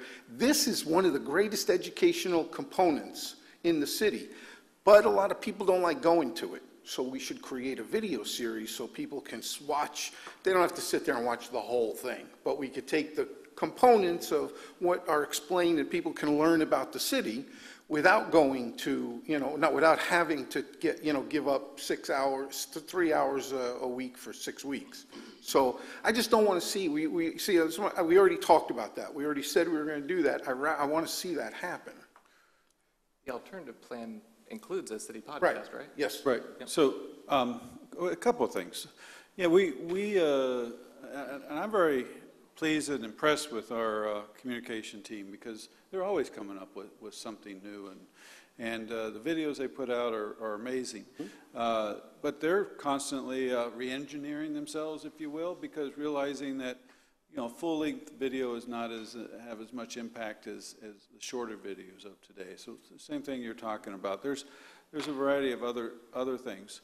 The radio show will take very little staff time and no additional costs, because it really is just putting together a list of subject bullet points, things that we do all the time for newsletters and weekend review and all those things. So I'm not worried about the radio show having a huge impact on the rest of it. The Citizens Academy was a goal for this year. It's on Cindy's performance measures. She's well aware of it, and it's one of those that we've talked about and said, the internship program we've established, what a great way of having someone dedicated, because then hopefully it has kind of a fresh, young appeal to it, which I think would be good for all ages throughout there if we could. So that's what the game plan is, and we're in the process of going through that. So, and it's a good project because it has a starting and end time. So we do have that on the work plan. We are moving forward with that, and actually have a strategy how to get that done this year. So, yeah, and we don't see, once again, if we were having to produce it and do all that, that'd be a different story. But we're not having to do that. We're going to give the mayor some bullet points and try to coordinate some people to be there, and that's about it as far as our time. And that we own it, so we can use it on Facebook. Yep. And we can use it on Good point. our websites, and in other mediums as well, so. And the amount of publicity that we have created for this radio show, if we don't take advantage of this, is going to be the most listened to. No such thing as bad publicity. Exactly right. There's going to be 90,000 listeners to this radio show. One other point is that we've talked about, Mr. Nobile brought up, and that is the time of the day and the time of the radio show. That I'm not sure is set in stone. We may want to take a look at a Saturday morning versus a. I thought it was Saturday morning. I thought it was too, and It's Sunday. this written one says Sunday morning, so we may need to go. I'm positive that it was Saturday morning at 9:30, so if that's not the case, then yeah, I mean, but that's. Okay, I think we need to have that be part of it, that it be a Saturday morning. I think Cindy would definitely agree with that. The Saturday morning is going to have more impact, get the word out better than Sunday Well, you morning. still got people working on Saturday, so. Yep. You'll have those people that get up on a Saturday morning and say, what should I do today? And then they hear you, and they go and do something. We'll work on the, Mayor, you're in agreement with that too, work on a Saturday morning? Okay. Yeah. All right. The question then, I think you said, once the shows are produced, we would own the content. Yes. So we can provide them on demand. Yes. Through our Facebook page or our website. Yep. We probably wouldn't do the entire show because nobody, you go on a website, you're not going to listen to 30 minutes again lots of times on a website, but we could take portions of it that are really relevant for something that would be real easy for us to do. Any other questions? It's 10 o'clock. Is there a motion on agenda item number 11? I'd move that we do both of them to the extent that we're supposed to be voting on the alternate. I mean, I like a lot of what's in the alternate proposal, but I don't see how it's really an alternate to doing the radio show or not doing the radio show. Is there a second? Second. Further discussion? So the motion was to move forward with the radio show? Yeah, preferably at a better time than 8:30 on Sunday, but I'll leave that to the media moguls, yeah. We'll work on that. All those in favor, please say aye. Aye. Any opposed? Nope. 4-1. Thank you very much. Okay, we will now move to the consent agenda. Oh, thank God. Any member of the public wish to make comment on agenda item 12, 13, 14, 15, 16, 17, 18, 19, 20, 21, please do so at this time.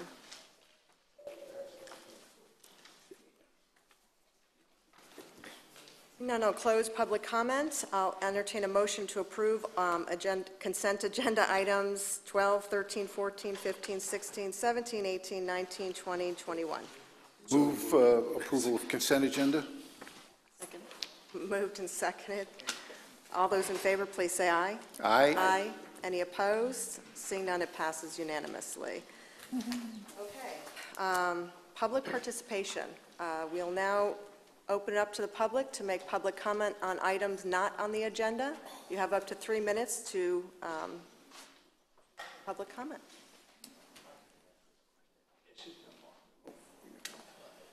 This has been bothering me for months. Robert McDonald, Palm Coast. In the back of the public participation part, there's a sentence that I'd like to find out if we could possibly take it out of the wording, and it's where, in the middle where it says, once all questions and comments shall be heard, council and staff will then respond to the questions posed by members of the audience. I'd like to see that sentence struck, only because if and I've noticed this over the months that I've come to meetings, that if a resident gets up and asks, we'll pick Mr. Nobile, if we have a question and we address the question to him or we address the question to the city attorney, at the end of the meeting, the mayor always answers all of the questions. And I just think that that particular sentence should be struck from the statement because council and staff does not have the opportunity to respond to a resident's question. All of the questions are answered by the mayor. I've never seen a city council person or the mayor, city council or the attorney answer a question, because I know I've asked a direct question to the city attorney and he hasn't been able to answer. The question was answered by, at that time, it was Mayor Ness. So I'd just like to see that particular statement taken out because that's not an actual statement. None of you can answer the question. The questions are always addressed at the end by the mayor. Thank you. Next comment, please. Brian Logan, Palm Coast. There are two bills before the Florida State Legislature which will affect home rule. Florida Senate 188 by Senator Steuben and House of Representatives HB 425 by Representative LaRosa, Rowlandson, and Santiago. What is the position of the City Council relative to these two bills? If passed, the bills will make obsolete all local regulations on short-term vacation rental housing made since 2014 by local governments. So what I want to know is the council going to take us to Tallahassee to fight that, or should I get my home ready to rent it out, or a couple of bedrooms in my home to rent out? Thank you. Thank you. Next public speaker.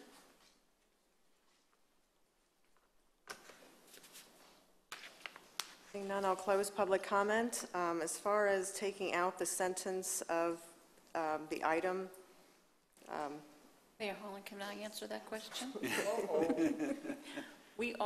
She usually answers the question, and if she says what we were thinking anyways, we just let it go.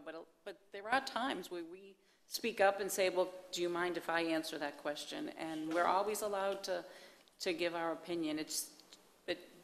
It just seems that way that she's always answering the questions. Our Mayor Net's used to, but it usually is, the answer is already given and there's no reason for us to speak up. And that's the process. You're addressing the chair. In this council, it's the mayor, and she can disperse, but most of the questions are factual, so, whoever gives you the fact. And the mayor is a member of city council. Right. So when you say council, that includes the mayor in this context. okay, and as far as home rule, thank you. Where are you? Thank you. Absolutely 100% correct. This council has taken a very, very strong stance against these pieces of legislation that will take away our ability to govern locally, what we feel very strongly about. So we have not only spoken to our legislators, we have a lobbyist that is actively pursuing blocking this bill. We work closely with the Florida League of Cities that is in complete opposition of this piece of legislation. And I can assure you that we will be definitely continuing to fight this fight through the legislative session until the last day of the legislative session, because this has no place in local governments. So thank you for your comments. Okay, we'll take it now to City Council of matters not on the agenda. Mr. Cuff. I have nothing this evening. I'm good. I have a question, but it is regarding issue on the agenda. I wanted to ask Stephen why he voted no. What did not change that you were looking for a yes vote? You've said repeatedly it's not the money, and it's not. Yes, I just don't think it's going to be effective. Okay, so it's not the money. Right, yeah, it's never been the money. Like I say, they spend that kind of money on paraphernalia, you know, just bag stuff, you know. So a lot of people attack the money and, you know, and I'm like, no, that's not the issue here. I just don't think it's going to be as effective. And here's what I don't want is I just don't want that use of money to affect things that would be effective. But that's it. That's it. I don't have any items for discussion, so we'll go to city attorney of matters not on the agenda. You don't want to hear from me at 10 after 10. We don't want to hear from you at 10 after 8. Unnecessary. Depends on what you have to say, Bill. Agenda item number G, discussion by city manager of Well, matters not on the agenda. Sorry, long day. Yeah, I know, but I do have something. Go ahead. I want to make sure that we're communicating with the public, and that is about the tragedies. You know, there's been a couple here just recently within the last week, and then if you go beyond just a couple of weeks, it's been even more. Wanted to update City Council, and I was invited to Matanzas High School earlier this week to meet with a group of students and some of the school administrators about their efforts and desire to make a difference. They want to advocate some safety issues, paths and streetlights and those type of things. And they were advised by the school administrators that there is a process that will be more effective than others, and asked me to come talk about how they could present something to City Council that would be effective. And this was pretty easy for me to respond to, because I mean, all the paths we built in town have been a priority of City Council. The lighting, street lighting they talked about is something that City Council said, yes, we need to get started again this year. So, but they had some other issues, and so I said probably the best approach was to actually make a presentation to City Council, and I tried to assist them with how that would work best. They wanted to do that at an evening meeting, so I said that under presentations we would actually put on the agenda for their group of students to come and make a presentation to City Council about some of the things that they feel are important and they're passionate about right now. And I personally think that's great. I think it's, I just love it when young people get involved and in a positive, productive way. Even if it's a tough issue, they're still trying to be very, very productive. So I want to let you know that, and I think you'll continue to hear some things, and we're going to try to work through the student group and address some of their concerns, but then get final blessing by City Council at your April 4th evening meeting. On a brighter note, we do have, you know, coming officially springtime around here. I don't think we ever had winter, but you know, this Friday, March 10th, is our kick off our movie in the park. It's free here at Central Park. It's in conjunction with the school district, and starts at 7:45 Central Park, and the movie is The Jungle Book. And then Saturday and Sunday, we have the Palm Coast Seafood Festival. It's not something that the city has actually organized, but we have a festival organizer that picked Palm Coast to try to see if they couldn't get some interest of people coming out and having a good time at Central Park this Saturday and Sunday from noon to 8 p.m. And you know, so stay tuned. We got some other things. Food truck Tuesday's coming back, etc. But with that, Mayor, I'm ready to go home too. So, motion to adjourn. Yes. Thank you. Beautiful. Are you going?